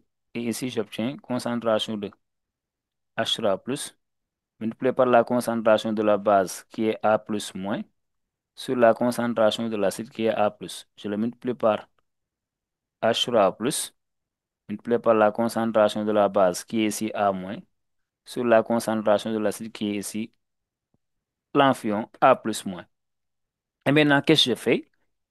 Ici, je vois que ici, A plus moins et A plus moins vont partir. Donc là, ça va se simplifier. Vous avez vu ça. Et ici, au point, donc là, comme on l'a dit tout à l'heure, iso, au point isoélectrique, on l'a dit, ici, concentration de A plus est égale à la concentration de A moins. Et même l'ENOS a dit que l'amphion, la concentration de l'amphion étant maximale, ça veut dire que les deux autres vont être égales, n'est-ce pas? Et dans ce cas ici, que va devenir le produit Ka1 fois Ka2? Si les deux sont égales, il va rester concentration de H3 plus OK au carré. C'est ça qui va rester, n'est-ce pas? Si les deux là sont égales. Donc là, les deux aussi sont égales, ça veut dire que ça va sauter, comme vous l'avez vu. Donc là, ça va sauter, n'est-ce pas? Mhm. Et dans ce cas ici, qu'est-ce que j'ai fait? Comme je l'ai dit tout à l'heure, on peut mettre partout moins log. Je mets ici moins log, n'est-ce pas? Ka1 fois Ka2. Là aussi, je mets moins log H3 plus au carré, n'est-ce pas? Là, moins log de A fois B, c'est moins log de A, moins log de Ka1, moins log de A, moins log de Ka2. Log de A fois B, c'est log de A plus log de B. Et là, log de A à la puissance n, c'est n log de A, c'est moins 2 log de H3 plus. Et là, n'oubliez pas que le moins log de Ka, ça c'est le pKa1, n'est-ce pas? Moins log de Ka2, c'est le pKa2. Parce que pKa égale moins log de Ka égale. Là, moins log de H3 plus, ça c'est le pH. Donc là, j'obtiens 2 pH, n'est-ce pas? Et dans ce cas, je tire la valeur du pH. C'est un demi. Ça, on l'avait démontré tout à l'heure. pKa1 plus, bien sûr, pKa2. C'est ça la relation liant, et c'est ce pH-là qu'on appelle le pH isoélectrique. Donc, l'expression du pH isoélectrique en fonction de pKa1 et bien sûr pKa2. C'était ça la question demandée à la question 1,3, n'est-ce pas? Et là même, on peut, là, nous nous dit en déduire la valeur. Donc, ça, il nous demande juste de calculer, n'est-ce pas? Donc, là, on peut calculer. Donc, déduire la valeur. Donc, là, je mets déduire la valeur. Donc, là, je ne fais que remplacer. Ici, le pH. pHi, c'est égal à quoi? C'est égal à 1 demi. pKa1, l'ENOS a donné ça, c'est 2,2, plus pKa2 qui est égal à 9,1, n'est-ce pas? Et là, si je calcule ici le pH isoélectrique, je trouve 5,6. Donc là, je trouve 5,6. C'est ça la valeur du pH isoélectrique, n'est-ce pas? Et après, qu'est-ce qu'on nous dit en 1, 3, 4? On considère, on désire synthétiser du moins un dipeptide à partir de la tyrosine, n'est-ce pas? Et de l'alanine, de formule connue, n'est-ce pas? Indiquer le nombre de dipeptides qu'on peut théoriquement obtenir à partir d'un mélange de tyrosine et d'alanine. Ça, on l'avait dit tout à l'heure. Je l'avais donné aussi. Donc, 1, 3, 4. Donc, petit a, le nombre de dipeptides, n'est-ce pas? Donc là, je dis tout simplement, on aura la formation, comme on l'a dit dans le cours, de 4 dipeptides. 4 dipeptides, tout simplement, n'est-ce pas? Après, on dit en petit b, indiquer les différentes étapes de la synthèse du dipeptide tyrosine-alanine, où la tyrosine ici est N-terminale. Vous avez vu? Donc là, c'est ce que je disais tout à l'heure, n'est-ce pas? Ici, c'est indiquer les différentes synthèses. Donc là, on va mettre indiquons les différentes synthèses. Sachant que on veut faire réagir ici la tyrosine et l'alanine, mais on veut que la tyrosine N-terminale réagisse avec, bien sûr, l'alanine C-terminale. Dans ce cas, il y a des activations et des blocages à faire. Donc là, je vais mettre les étapes. Là, d'abord, il faut bloquer le groupement amino de la tyrosine, n'est-ce pas? Donc là, je vais mettre bloquer ici le groupement NH2 de la tyrosine, n'est-ce pas? Donc, je vais mettre de la tyrosine. Ça, c'est toujours bon à savoir. En deuxième, tirer activation du groupement carboxyle de la tyrosine, n'est-ce pas? Activer. Donc, le groupe COH de la tyrosine, n'est-ce pas? Et du groupe amino, bien sûr, activer. Donc, là aussi, je vais dire activer le groupe NH2 de l'alanine. De l'alanine. Et là aussi, on va ensuite, bien sûr, réaction entre le groupement carboxyle de la tyrosine et le groupement amino de l'alanine. Donc ici, ça si on active et on bloque, après maintenant, en fin de lieu, il faut juste débloquer, déblocage du groupe amino de la tyrosine et du groupe carboxylique de l'alanine qui était bloqué, n'est-ce pas? Donc en fin de lieu, il faut donc là je vais mettre débloquer ici le groupe amino, n'est-ce pas? Le groupe amino de la tyrosine,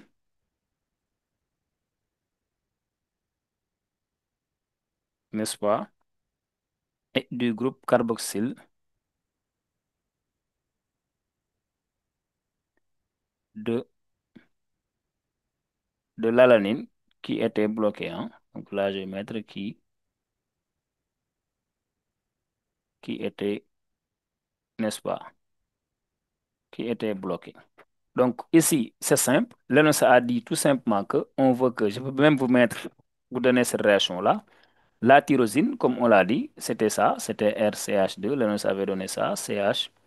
Mais on dit N terminal, bien sûr, le groupement N terminal de la glycine. Donc là, c'était la glycine, la tyrosine du moins, n'est-ce pas, qui réagit avec l'alanine C terminal, n'est-ce pas? L'alanine, on avait dit que c'est CH3, n'est-ce pas? Là, on avait, bien sûr, ici je mets un groupement, bien sûr, CH qui est lié au groupement, comme je l'ai dit tout à l'heure, c'est un CH2. Là aussi, je mets l'autre groupement, n'est-ce pas?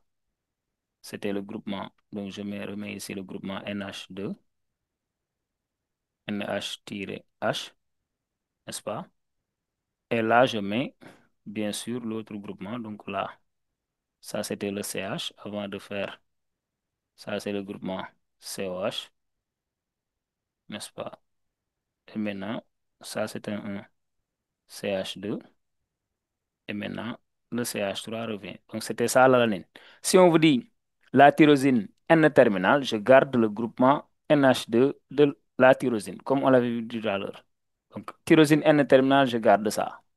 N'est-ce pas? L'alanine C-terminale, je garde ça. Donc, c'est ça qui va réagir. H va partir avec ça. N'est-ce pas? Et dans ce cas, ici, j'obtiens quoi? J'obtiens le dipeptide suivant. RCH2, CH. Là, j'ai NH2, CO, NH, CH, COH. Ici, j'ai bien sûr, non, excusez-moi, hein, donc là, j'ai mis même un groupe de plus pour l'alanine. Là, c'était tout simplement CH3, hein, n'est-ce pas? Donc là, je mets CH3. Et là, plus H2O, n'est-ce pas? Plus H2O, comme vous le voyez ici.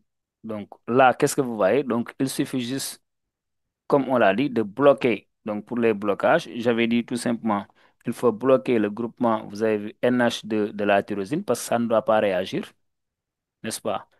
Activer ici, j'avais dit activer le groupement carboxyle, donc le groupement COH, vous avez vu, ça, il faut l'activer pour que ça puisse réagir avec le groupement amino, bien sûr, de l'alanine.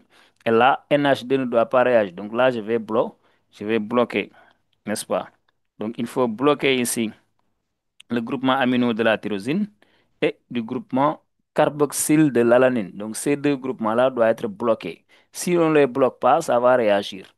Alors qu'on veut que l'alanine N-terminal réagisse avec C-terminal. Dans ce cas, si le COH de la tyrosine va réagir avec le groupement NH2 de l'alanine, dans ce cas, ces deux-là, il faut les bloquer, n'est-ce pas? Activer ces deux groupes-là, n'est-ce pas? Le groupement COH de la tyrosine et le groupement amino, bien sûr, de l'alanine. Si on les active, ces deux-là vont réagir ensemble. Et ces deux-là, on va les bloquer. Et dans ce cas, j'obtiendrai tout simplement cette dipeptide-là qui va se former. Donc voilà. Donc c'était ça pour l'exercice 1. Et comme je l'ai dit tout à l'heure, maintenant, si vous en avez aussi des questions, bien sûr, par rapport à l'exercice 1, par rapport à ce qu'on vient de dire, là aussi, je suis à votre disposition. Donc je vous passe la parole pour vous permettre de poser vos questions avant même qu'on passe à l'autre exercice. Voilà, donc je vous laisse donc la parole.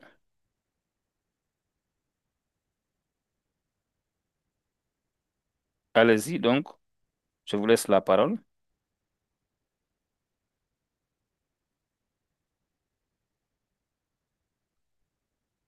Oui, s'il y a une question toujours par rapport à... Oui, je pense qu'il y a Batch Ndiaye qui lève la main. Oui, Batch, oui.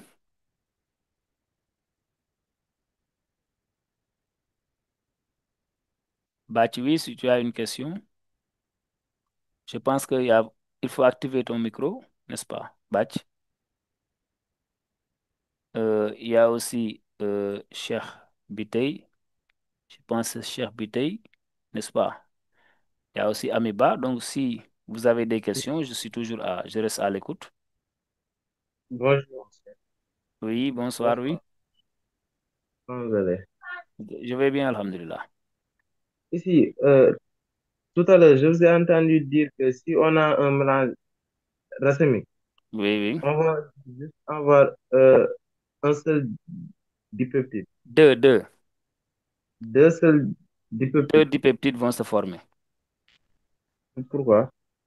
Maintenant, là aussi, il faut savoir que si on ne fait pas un mélange racémique, ou bien même on vous dit un mélange équimolaire, vous savez, un mélange équimolaire. Un mélange équimolaire, c'est un mélange où on aura même nombre de moles pour les deux acides alpha-aminés. Mais si par exemple on fait un mélange quelconque, ça veut dire que sans faire un mélange équimolaire, dans ce cas, les quatre dipeptides vont se former. Ça veut dire que l'alanine va réagir avec l'alanine, la tyrosine va réagir avec la tyrosine, n'est-ce pas? La tyrosine N-terminale réagit avec l'alanine C-terminale et la tyrosine C-terminale va réagir avec l'alanine N-terminale. C'est ça qu'on aura la formation des quatre peptides si le mélange s'est fait de manière générale, sans même tenir compte des nombres de moles. Mais si par exemple on fait un mélange, bien sûr, équimolaire, dans ce cas, seuls deux dipeptides vont se former. Maintenant, quels sont ces deux dipeptides-là qui vont se former? C'est l'alanine, ou bien même je commence par la tyrosine. La tyrosine N-terminale va réagir avec l'alanine C-terminale. Et aussi la tyrosine C-terminale va réagir avec l'alanine N-terminale.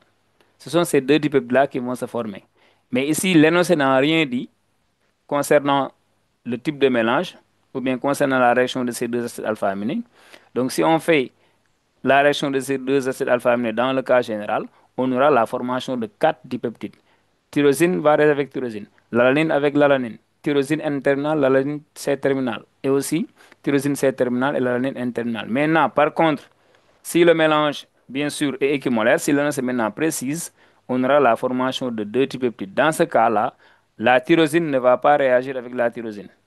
L'alanine aussi ne va pas se réagir avec l'alanine. Donc, on aura tyrosine C-terminale réagir avec l'alanine N-terminale et tyrosine N-terminale réagir avec l'alanine C-terminale. N'est-ce pas? Donc, D'accord. ça, il faut toujours lire l'énoncé, n'est-ce pas, hein? Mhm. Maintenant, si vous en avez toujours des questions par rapport à l'exercice 1, oui, si vous en avez, je vous écoute.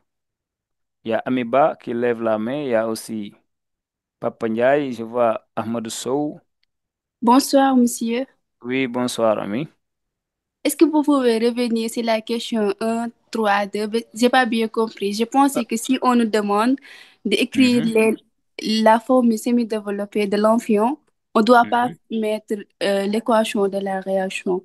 Oui, oui, bon, c'était juste pour vous montrer. Mais la formule de l'amphion, c'est juste comme on l'a vu, c'était R. Je vais mettre ça ici, c'est R, n'est-ce pas? Ça, c'était CH2, CH. Et là, j'ai le groupe NH3+, et là, c'était CO-, n'est-ce pas? C'est ça le groupement, c'est ça la formule semi-développée de l'amphion, n'est-ce pas? Donc là, si je l'avais mis tout à l'heure, c'était juste pour vous montrer. Mais comme vous venez de le dire, c'est ça la formule de l'amphion. D'accord. D'accord, ami, hein? Oui, d'accord. D'accord. Maintenant, si vous en avez toujours des questions, par rapport à l'exercice toujours, il y a Batch, oui, Batch. Batch, Alors, oui, oui, Bosé, oui,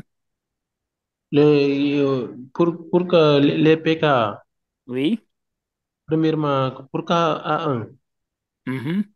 vous avez appliqué Asura O plus multiplié par A plus je pense, multiplié par A moins sur A plus. Oui, je vais vous montrer ça. Je vais vous montrer ce que j'ai fait. Bon, pour les Mhm. PKA. Mhm. Voilà, donc je vais vous montrer. Attends un peu. Voilà, je vais faire descendre un peu. Voilà, ça est là. Donc regarde, j'ai dit Oui, KA1. Si je dis oui, KA1, ça concerne le oui. couple cation-amphion, hein. Quand tu as envie, oui. Vous comprenez? Or, Ka, par définition, nous savons que c'est la concentration d'H3+, multiplié par la concentration de la base sur la concentration de l'acide. Tu es d'accord, hein? Oui, Tu es d'accord, n'est-ce pas? Donc là, j'ai mis H3 oui, plus. oui. La base ici, c'est A Mhm. plus moins, c'est l'amphion. Tu as Oui, compris? oui, Tu as oui, compris, hein? Et oui, ici, oui. l'acide, c'est A plus. C'est ça Mhm. Ka1. Tu as vu? Oui, oui. Maintenant, pour l'autre équation, Ka2, c'est concentration de H3 plus multiplié par la Ah, base. Ici, la base, c'est l'anion. ah, agneau avion là. Voilà, anion amphion. Ah, ok, ok, ok, je Tu as comprends. vu? Oui. Donc, pour les deux couples. Donc, après maintenant, je multiplie 2 Ka. Ka1 multiplié par Ka2. Ah, ok, ok, je comprends. Voilà. Maintenant, si je fais la multiplication, donc là, tu verras que les A plus Mhm. moins, l'amphion va se Ah, oui, simplifier, n'est-ce pas? Or, ici, exactement. sans oublier que dans le cours, on a dit au point isoélectrique, la Mhm. concentration de la cation A plus du Oui, cation est égale à la concentration de l'anion. A, concentration de A plus, c'est égal à la concentration de A moins. oui, exactement. D'accord. Dans ce cas aussi, ça va partir. Et il va rester uniquement H3 plus, mais au carré. Comme je l'ai dit, je l'ai mis ici. Oui. Aussi, D'accord. mais il faut appliquer avion, agneau. Pourquoi pas cation avion? Pourquoi pas? Cation avion. Ça veut dire que tu parles de quoi? Tu parles de, pour le cas A, Hein? tu parles de, Il faut descendre un peu. bon, je vais vous montrer, descendre où? Je vais descendre, voilà. Je vais vous montrer un peu. Voilà, tu as vu? C'est bon ici. Et je C'est vais bon. descendre Je vais encore encore. descendre. Ou bien je Oui. vais remonter. Je descends ou bien je remonte. Il faut remonter, il faut remonter.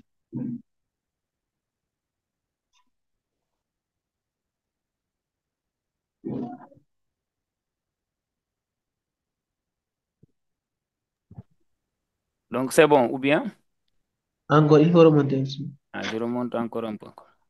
Oui. C'est bon. Ou bien je descends encore. C'est bon. C'est pas encore vu la question. La question, c'était la relation entre Oui, pH. oui, oui, ici, avion, agneau. Pourquoi pas cation avion? Regarde, ici, j'ai deux couples. Attends, je vais encore faire descendre. Tu vas voir. Voilà, regarde la première équation. Ah, Ici, j'ai oui, pris oui. l'amphion. Tu as vu? Ah, oui. Dans l'eau. C'est bon? Oui, oui, ok.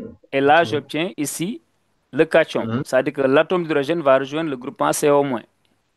Vous avez demandé à chaque fois le couple. Voilà. Voilà. C'est-à-dire Ok, que ici, ok. j'ai Hmm. RCH2, CH, COH, NH3+. Ça, c'est ça, A+. Ah, oui, oui. C'est bon. Et là, c'est Ah, l'amphion. C'est A plus moins. C'est bon? Donc, j'ai ah, le plus, couple A plus moins. C'est ça que j'ai mis ici. ah, Et c'est ce couple-là qui possède le pKa1. ok, ok. Il possède toujours le pKa le plus petit. Ah, oui, oui, c'est bon, Maintenant, ça. l'autre équation est là. J'ai mis l'amphion Hein? plus H2O. Et ici, Ok. c'est ce H-là du groupe NH3+, qui va rejoindre H2O pour donner H3+. C'est ça que Ah, j'ai ok, mis ok. ici. Tu as vu? Donc Oui, là, il ok, va me rester NH2. C'est ça que j'ai mis ici. Tu as vu? mhm. Ok, Et je c'est ça comprends. qui représente, voilà, c'est ça qui représente l'anion. A moins. Ok, merci beaucoup. Voilà. Donc on a les deux couples. Donc ce couple-là possède le pKa2 le plus grand. Et on a Ok, les merci. deux. Voilà, c'est ça. Donc si vous en avez toujours des questions par rapport à l'exercice, oui. Il y a Mohamed Rassoul, Niang, oui. Bonsoir, monsieur. Bonsoir, oui. Euh, pour, pour, pour le couple 2, Mhm. question avion. Oui. L'avion, c'est pas une S3 plus. Pour la première équation, Couple. pour ce couple-là. Oui, oui, oui. Maintenant, regarde l'équation. Ici, j'ai R, CH2, CH, COH, NH3+. Hmm, Et là, j'ai R, CH2, CH, CO- NH3+. C'est ça l'amphion. oui. C'est ça le cation. Hmm, Et tu as toujours le couple cation-amphion. Donc, c'est le Ah, cation qui doit venir. Cation, ici, ça, c'est A+. question infime. Cation amphion, toujours. A+, et là, tu as A plus moins. A plus moins. Voilà, cation amphion. Et là, tu as amphion anion. Tu Ah, as, j'ai compris. tu as compris, voilà. Oui. Voilà, il y a Sokhna Diarra. Oui, Sokhna Diarra aussi.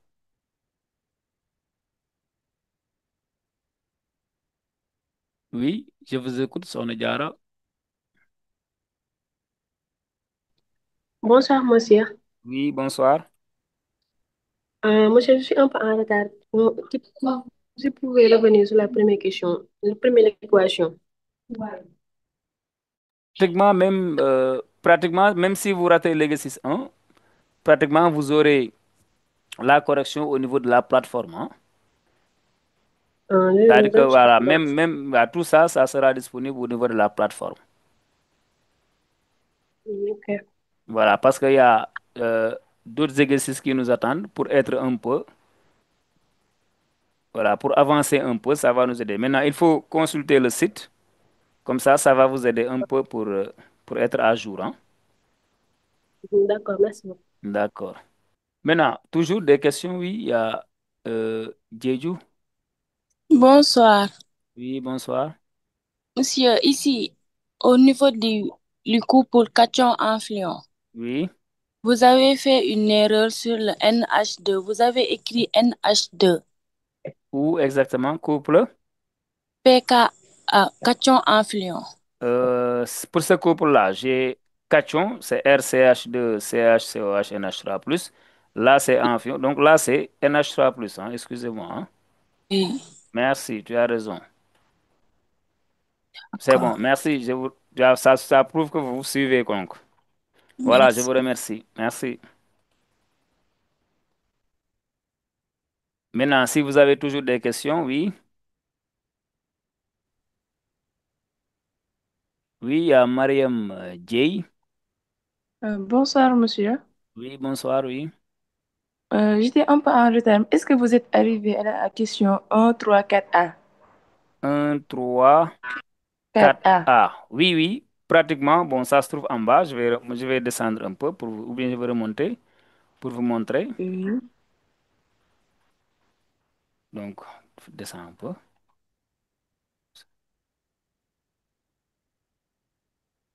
Voilà, donc c'était ça. 1, 3, 4A, hein. La question, c'était, Oui. on désire synthétiser un dipeptide à partir de la tyrosine et de l'alanine. Ça c'est la formule de l'alanine qui est donnée en bas. Indiquer le nombre de dipeptides qu'on peut théoriquement obtenir à partir d'un mélange de tyrosine et d'alanine. Maintenant, si on fait le mélange entre la tyrosine et l'alanine, on aura la formation de 4 dipeptides. Maintenant, quels sont ces 4 dipeptides-là? La tyrosine va réagir avec la tyrosine, n'est-ce pas? Oui. L'alanine va réagir avec l'alanine qui est en solution, n'est-ce pas? Et aussi, la tyrosine N-terminal va réagir avec l'alanine C-terminal. Et en dernier lieu Mhm. aussi, la tyrosine C-terminal va réagir avec l'alanine N-terminal. C'est ça les 4 dipeptides qu'on va obtenir. On va obtenir les dipeptides ALA-ALA, alanine-alanine, tyrosine-tyrosine, n'est-ce pas? Tyrosine-alanine et alanine-tyrosine. La Mais formation de monsieur, 4 quand dipeptides. est-ce qu'on aura deux dipeptides? Maintenant, c'est ce que je disais tout à l'heure. Si par exemple on nous dit qu'on fait un mélange équimolaire, n'est-ce pas? Mhm. Ah, donc dans ce cas, j'aurai la formation de 2 dipeptides, ce qu'on appelle tyrosine-alanine et alanine-tyrosine. Mais dans ce cas, tyrosine-tyrosine ne va pas réagir. L'alanine aussi ne va pas réagir. D'accord. Quand on dira, j'ai pas Oui, je bien vous écoute. entendu.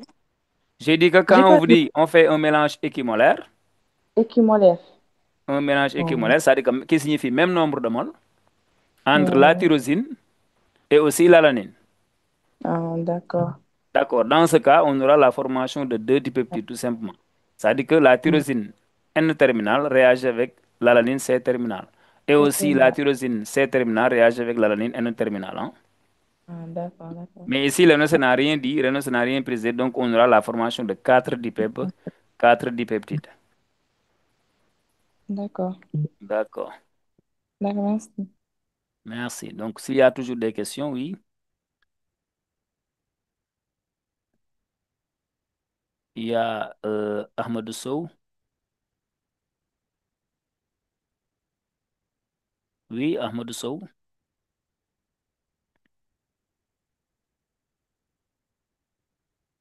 Ahmed Sow, oui. Mounas Tal. Bonsoir, monsieur. Oui, bonsoir, Mounas. Est-ce que c'est possible d'avoir un seul petite? Oui, bien sûr, c'est bien possible. Par exemple, si l'annonce vous dit que on fait réagir la tyrosine et l'alanine, mais on Oui, veut que la tyrosine N terminale réagisse avec l'alanine C terminale. d'accord. Donc, dans ce cas, si l'annonce précise, la tyrosine N terminale réagit avec l'alanine C terminale. Dans ce cas, il faut maintenant faire tout simplement la réaction entre la tyrosine N terminale, donc vous gardez le groupement NH2 de la tyrosine, donc c'est le groupement COH qu'il faut activer, D'accord. n'est-ce pas? Et maintenant, si Oui. on vous dit l'alanine C terminale, donc il faut garder le groupement COH de l'alanine, et maintenant c'est le groupement amino qui va réagir. Mhm. D'accord, merci. D'accord. Donc, oui, il y a Bach Ndiaye, oui. La question que tout le monde demande. Mhm. C'est la question que tout le monde demande. Quelle question? Pourquoi vous avez dit qu'on a quatre dipeptides? Oui, c'est ce que je disais tout à l'heure. Je disais que, regarde, je vous mets en bas. Regarde. Je vous dis que, Mhm. si on vous dit que, attends un peu, je vous montre en bas.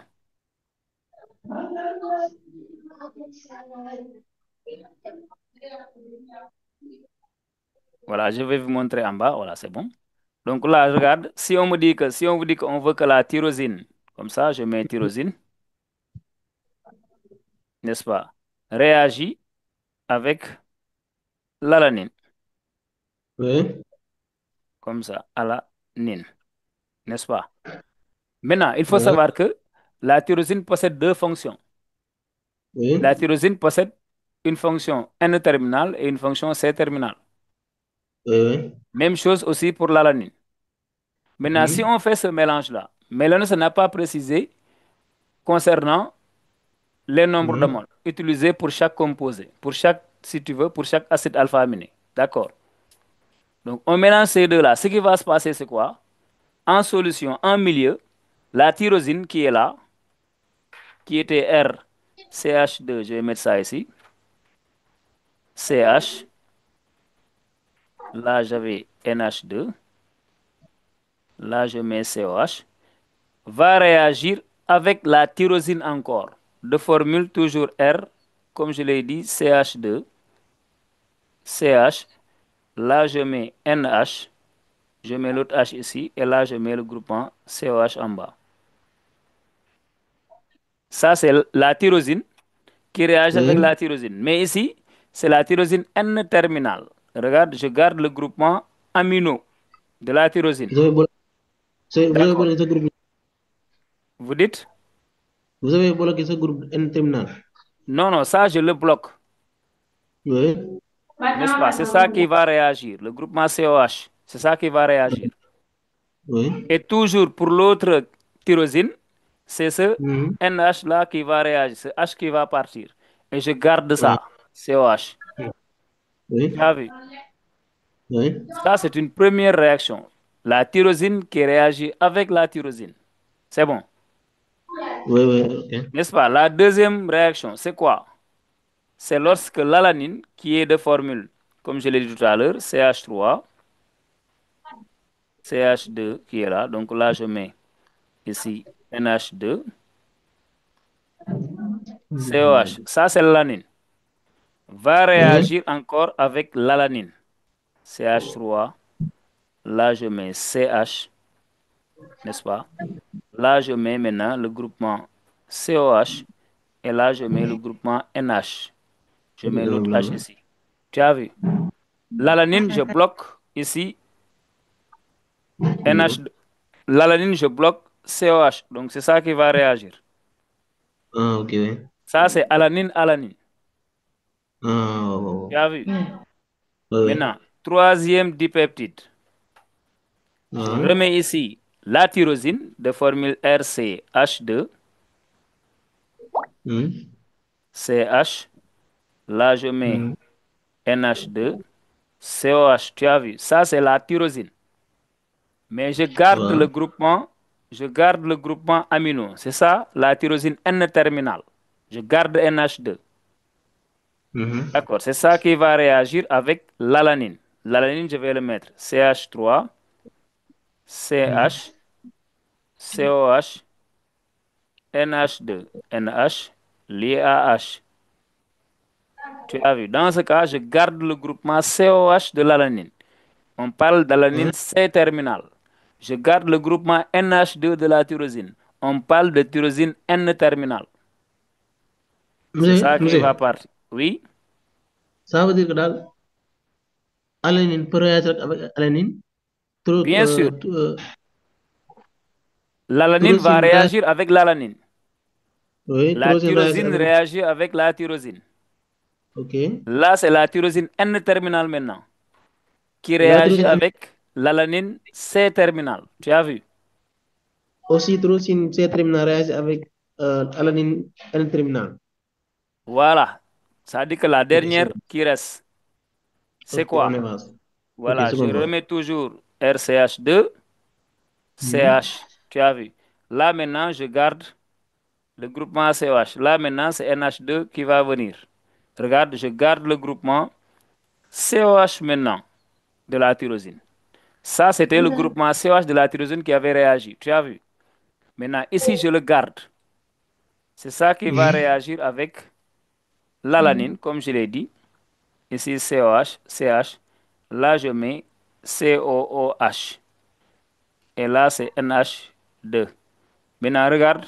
Tout à l'heure, pour l'alanine, c'était le groupement NH2 qui avait réagi. Maintenant, je vais le garder. C'est ça qui va réagir. COH de l'alanine et HNH de la tyrosine. C'est ça qui donne les quatre dipeptides. Est-ce que c'est Tu as vu? oui. Donc, c'est ça la formation des quatre dipeptides. Les quatre sont là. Voilà. Donc, la tyrosine réagit avec la tyrosine. Hmm. L'alanine avec l'alanine. La Bon. tyrosine N-terminale avec l'alanine C-terminale. Et en J'ai dernier un- lieu, la tyrosine C-terminale réagit avec l'alanine N-terminale. C'est ça les quatre dipeptides qui vont se former. Ok, je comprends. Voilà. Ok, merci.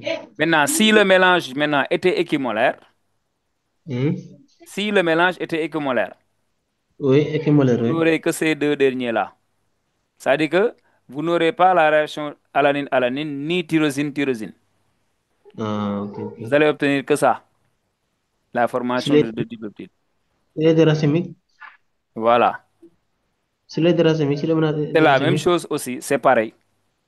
c'est les Mais deux seulement. voilà, maintenant, vous pouvez rencontrer un exercice où l'ANSES Hmm. va vous dire que on veut que, par exemple, la tyrosine N-terminale réagisse avec l'alanine C-terminale. Dans ce cas, c'est ça tout simplement qu'on aura.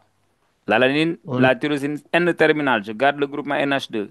L'alanine C-terminale, je garde le groupement COH. Dans ce cas, vous aurez la formation d'un seul dipeptide. ok, ok, c'est bon. Voilà, donc il faut toujours demander, regarder le nocif pour savoir le nombre de peptides qui va se former. Ok, merci. Voilà, merci. Merci. Donc toujours, oui. Bon, si vous en avez toujours.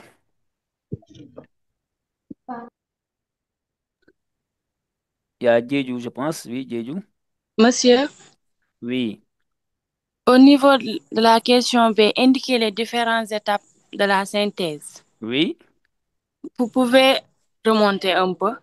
Oui, oui, je vais remonter un peu pour vous montrer.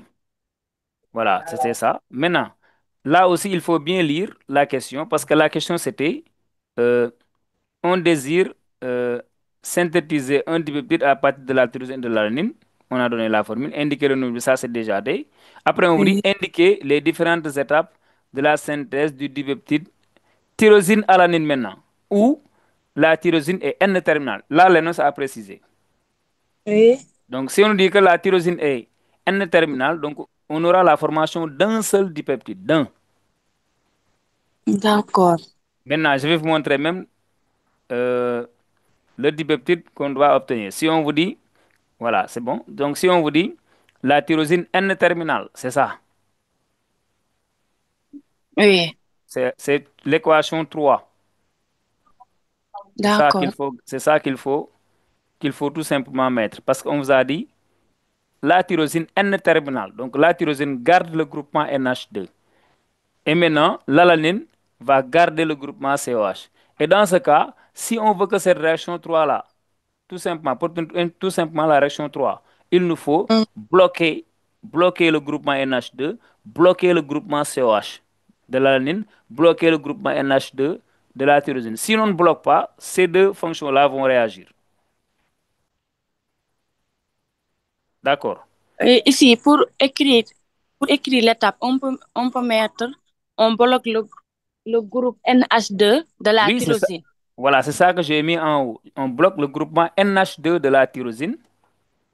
Je vais montrer ça en haut. Voilà, c'est ça. Donc, tu as vu, j'ai mis d'abord activer. On active le groupement COH de la tyrosine. Activer le groupement NH2 de l'alanine, parce que ce sont ces deux groupements-là qui vont réagir ensemble. Mhm. C'est bon? On va Oui. bloquer, j'ai mis en haut, on bloque le groupement NH2 de la tyrosine. Ici, c'est pas la peine de mettre que en le transformant en amine. Voilà, même si vous voulez, parce que là aussi c'est le cours. Si on bloque, bien sûr, si on bloque, il faut maintenant transformer le composé obtenu en une autre forme de composé. Parce que le Si, groupement amino, si on le bloque, on va le transformer en amide, comme on l'a dit. si on le met pas, c'est pas grave. C'est pas grave. Il faut tout simplement dire ce que tu bloques et ce que tu Et, actives. d'accord, merci. D'accord. Merci. Voilà. Donc, si vous en avez toujours d'autres questions, donc comme je l'ai dit tout à l'heure, il faut toujours euh, faire des exercices sur des acides alpha-aminés, la cinétique chimie et bien sûr les solutions tampons. Ça, c'est toujours, voilà. Maintenant, il y a Monsieur G. Maintenant, ça ne se trouve pas. Ce que vous demandez ici, je pense que c'est qui? C'est Papa Ndiaye, n'est-ce pas? Je vous dis que ici, en acide alpha-aminé, je ne sais pas ce que tu appelles antipode, n'est-ce pas? Mais sache que je n'ai pas dit antipode, mais je dis ampholyte. Ampholyte, comme l'amphion. L'amphion, j'ai dit, a un caractère ampholyte, a un caractère amphotère. L'ampholyte, c'est l'amphion. L'amphion est un ampholyte. Ou bien l'amphion a un caractère amphotère. Pourquoi? Parce que l'ampholyte, qui est ici l'amphion, se comporte à la fois comme un acide ou bien une base. N'est-ce pas? Maintenant, si l'amphion peut se comporter à la fois comme un acide ou bien une base, on dit que c'est un ampholyte. Ou bien a un caractère amphotère. Voilà. Donc, il y a aussi, c'est Fatih Touré, oui. Monsieur, pourquoi la réaction avec l'eau n'est pas, tu as dit, réversible. Maintenant, si tu dis réversible, réversible, c'est lorsqu'on a deux flèches, hein. Ça aussi, il faut le savoir. Regarde ici. Donc, ici, pour le cas de l'amphion, je vais mis tout à l'heure, j'avais dit que c'était RCH, n'est-ce pas? Là, j'avais NH2, et là, c'était COH, n'est-ce pas? Ça, je disais quoi? Je disais que le double libre de l'atome d'azote va arracher ce proton-là. Et dans ce cas, j'aurai ça. Vous aurez, j'avais dit RCH, comme on l'a dit ici, n'est-ce pas? Là, c'était, donc je mets carrément NH3+, et là, c'est CO-. Donc là, on peut mettre les deux flèches à la fois pour dire que le double libre de l'atome d'azote arrache ici le proton H pour se mettre sous cette forme-là, n'est-ce pas? Maintenant, après maintenant avoir écrit la formule de l'amphion, on peut montrer le caractère acide et basique de l'amphion, comme on l'a dit. C'est-à-dire que l'amphion peut réagir avec l'eau en donnant des ions H3+. Dans ce cas, l'amphion a ici un caractère acide. Pourquoi? Parce que ça libère des ions H3+. Mais par contre, si l'amphion réagit avec l'eau pour donner la formation de H2O, dans ce cas, on va dire que l'amphion a un caractère basique. Pourquoi? Parce que ça libère des ions OH. Ça libère des ions OH-. Donc, toujours, il y a Amina, oui. Amina Wilan. Oui, Amina, oui. Oui, bonsoir, monsieur. Oui, Amina, ça va? Bonsoir. Au niveau de la question 1, 3, 4, j'ai pas compris là où tu as mis débloquer le groupe. Ah, ok. Ça veut dire que après activation et après blocage, en fin de réaction, maintenant, il faut débloquer les fonctions que tu avais bloquées. Par exemple, voilà, lorsqu'on avait dit ici, on bloque le groupement NH2 de la tyrosine et le groupement COH de l'alanine. On active les deux autres groupes, le groupement COH de la tyrosine et le groupement NH2 de l'alanine. Maintenant, si on bloque ces deux-là et on débloque les autres, après réaction, les fonctions là que tu avais bloquées, il faut maintenant, après les débloquer. N'est-ce pas? Ça, c'est toujours en fin de réaction. Lorsque la réaction est terminée. Les fonctions que tu avais bloquées, maintenant, il faut les débloquer. Hein? D'accord. Voilà. Merci. Merci. Bon, surtout pour revenir par rapport, bien sûr, au contenu du programme en terminale S. Donc, comme vous l'avez vu, il y a toujours 15 chapitres en physique. Et en chimie aussi, c'est environ 8 à 9 chapitres, n'est-ce pas, à revoir. Donc, vous voyez que le programme est trop vaste. Et comme je l'ai dit tantôt, sachez que toujours en chimie, il faut toujours avoir la maîtrise sur ces 3 chapitres phares, n'est-ce pas? C'est la cinétique chimie. Il y a aussi les acides alpha-aminés et les solutions tampons. Donc, un élève de terminale qui prépare bien sûr le baccalauréat doit toujours être en mesure de maîtriser ces 3 chapitres-là. Parce qu'on ne peut pas, vous ne pouvez pas aller à l'examen sans qu'on vous donne ces chapitres-là. Ça, ce n'est pas possible. Ça, ce n'est pas possible. Donc, je vous conseille toujours, pour quiconque élève, bien sûr, qui prépare l'examen du baccalauréat, l'élève doit être en mesure, bien sûr, d'apprendre, de bien revoir ces 3 chapitres-là. Comme je viens de le dire, la cinétique chimie, n'est-ce pas, les solutions tampons, n'est-ce pas, et aussi les acides alpha-aminés. Parce que soit vous aurez 2 chapitres à la fois, soit l'un des chapitres va venir. Ça, c'est évident. Donc, il faut toujours maîtriser ces chapitres-là. En physique aussi, oui, il y a batch. Batch, oui. Alors, Alors, oui, batch, oui. monsieur, il faut remonter un peu. Ça voudrait capturer la partie agneau, cachon, amphion, Oui, oui. oui, Voilà. C'était ça, hein? ok, c'est bon, merci. Voilà. Donc, toujours, tu as les Ok. deux couples cation-amphion et aussi Mhm. amphion-anion. Ok, Et ok. retenez que toujours le couple cation-amphion possède le pKa le plus petit. Et maintenant, Hmm. l'amphion-anion possède le pKa le plus élevé. Ah, ok, ok. D'accord. Donc, je disais qu'aussi, comme je l'ai dit en chimie, en physique aussi, l'élève doit être toujours en mesure, par exemple, de comprendre, surtout pour cette année-là où vraiment les élèves doivent, il faut toujours réviser le chapitre sur la gravitation universelle, n'est-ce pas? Bon, M. Sall n'a pas dit que cette année-là, vous aurez la gravitation, mais c'est un chapitre où vous avez probablement de chances que ça sort à l'examen. Donc, je vous conseille de bien revoir le chapitre sur la gravitation universelle, n'est-ce pas? Et aussi revoir les 4 derniers chapitres, euh, l'interférence lumineuse, l'effet photoélectrique, niveau d'énergie et réaction nucléaire. Parce que à chaque fois à l'examen, vous aurez un exercice qui va porter sur ces 4-là. Et vous avez même vu que ces dernières années, euh, l'exercice qui porte sur ces 4-là, souvent on prend 2 chapitres, ou bien même on peut prendre 3 chapitres, n'est-ce pas?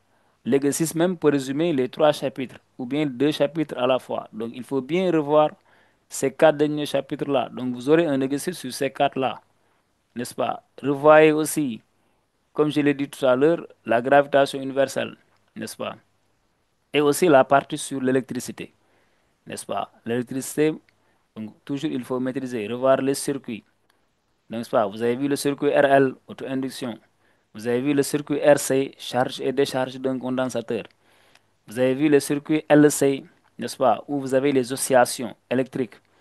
Et maintenant, vous avez vu aussi le circuit, les oscillations électriques forcées, où le générateur, bien sûr, est sinusoïdal. Donc, il faut bien comprendre la partie sur l'électricité, n'est-ce pas? Revoir la gravitation, revoir aussi les quatre derniers chapitres.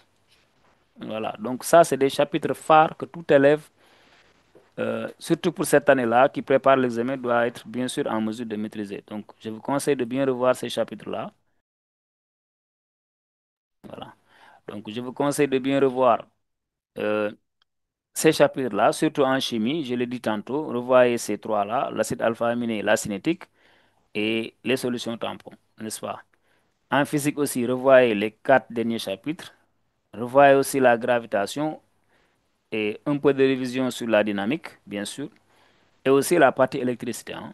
Donc, si un élève parvient à, par exemple, regarder ces chapitres-là, pratiquement, je peux dire que il a pratiquement tous les chapitres qu'il peut rencontrer, bien sûr, cette année-là au niveau du baccalauréat. Donc, prenez aussi tout le temps qu'il vous faut.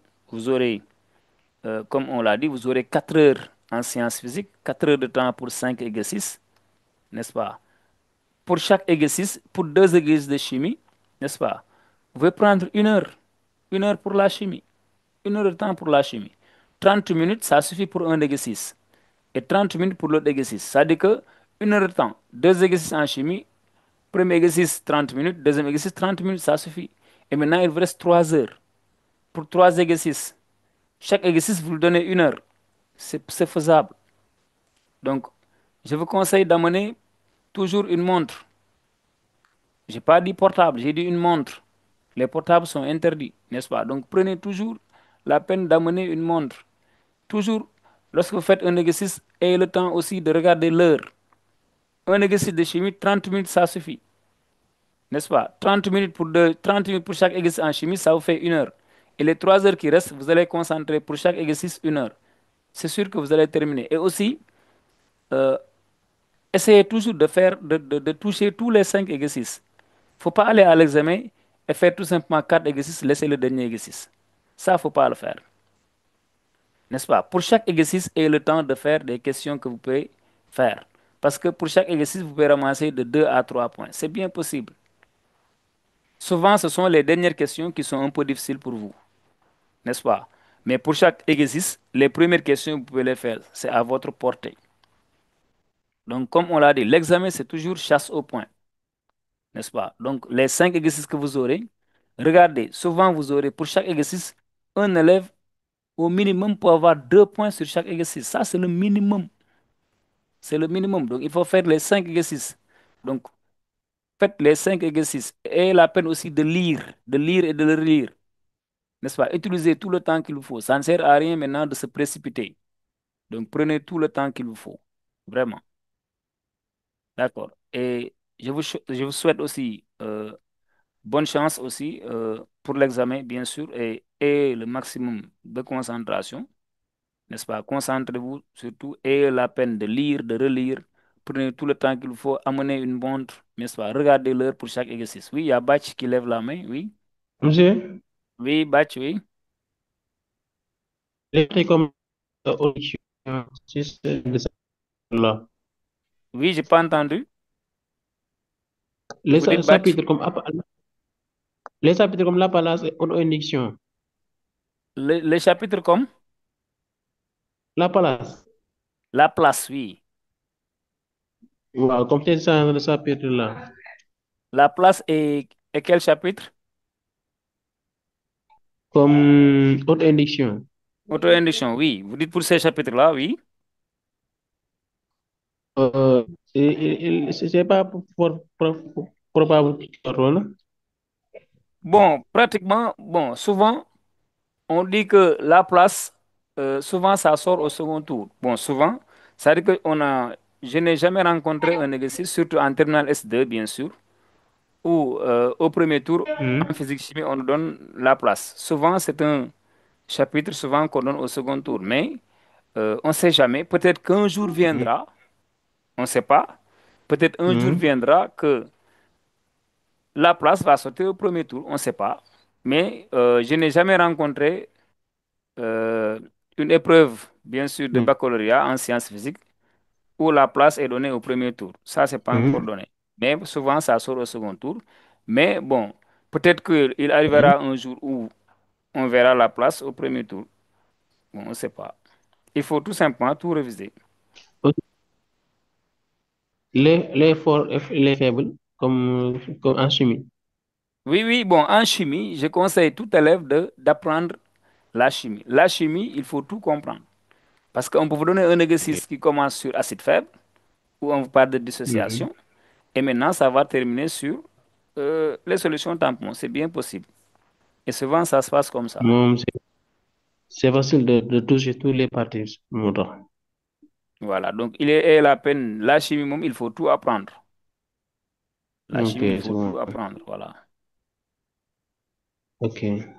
Voilà, donc je vous souhaite bonne chance et toujours, comme je l'ai dit tantôt, la peine de lire, de relire, n'est-ce pas? Prenez tout le temps qu'il vous faut, bien sûr. Ok, Maintenant, Inch'Allah. pour la correction des autres exercices, vous verrez ça, bien sûr, dans le site Takana, hein, si vous en avez besoin. Parce qu'on n'a pas pu terminer la correction de toute la série, mais vous l'aurez, bien sûr, au niveau de la plateforme. Ah, oui, c'est bon. D'accord. Donc, je pense qu'on va se donner rendez-vous à une prochaine fois. Donc, je vous remercie. Merci et bonne chance.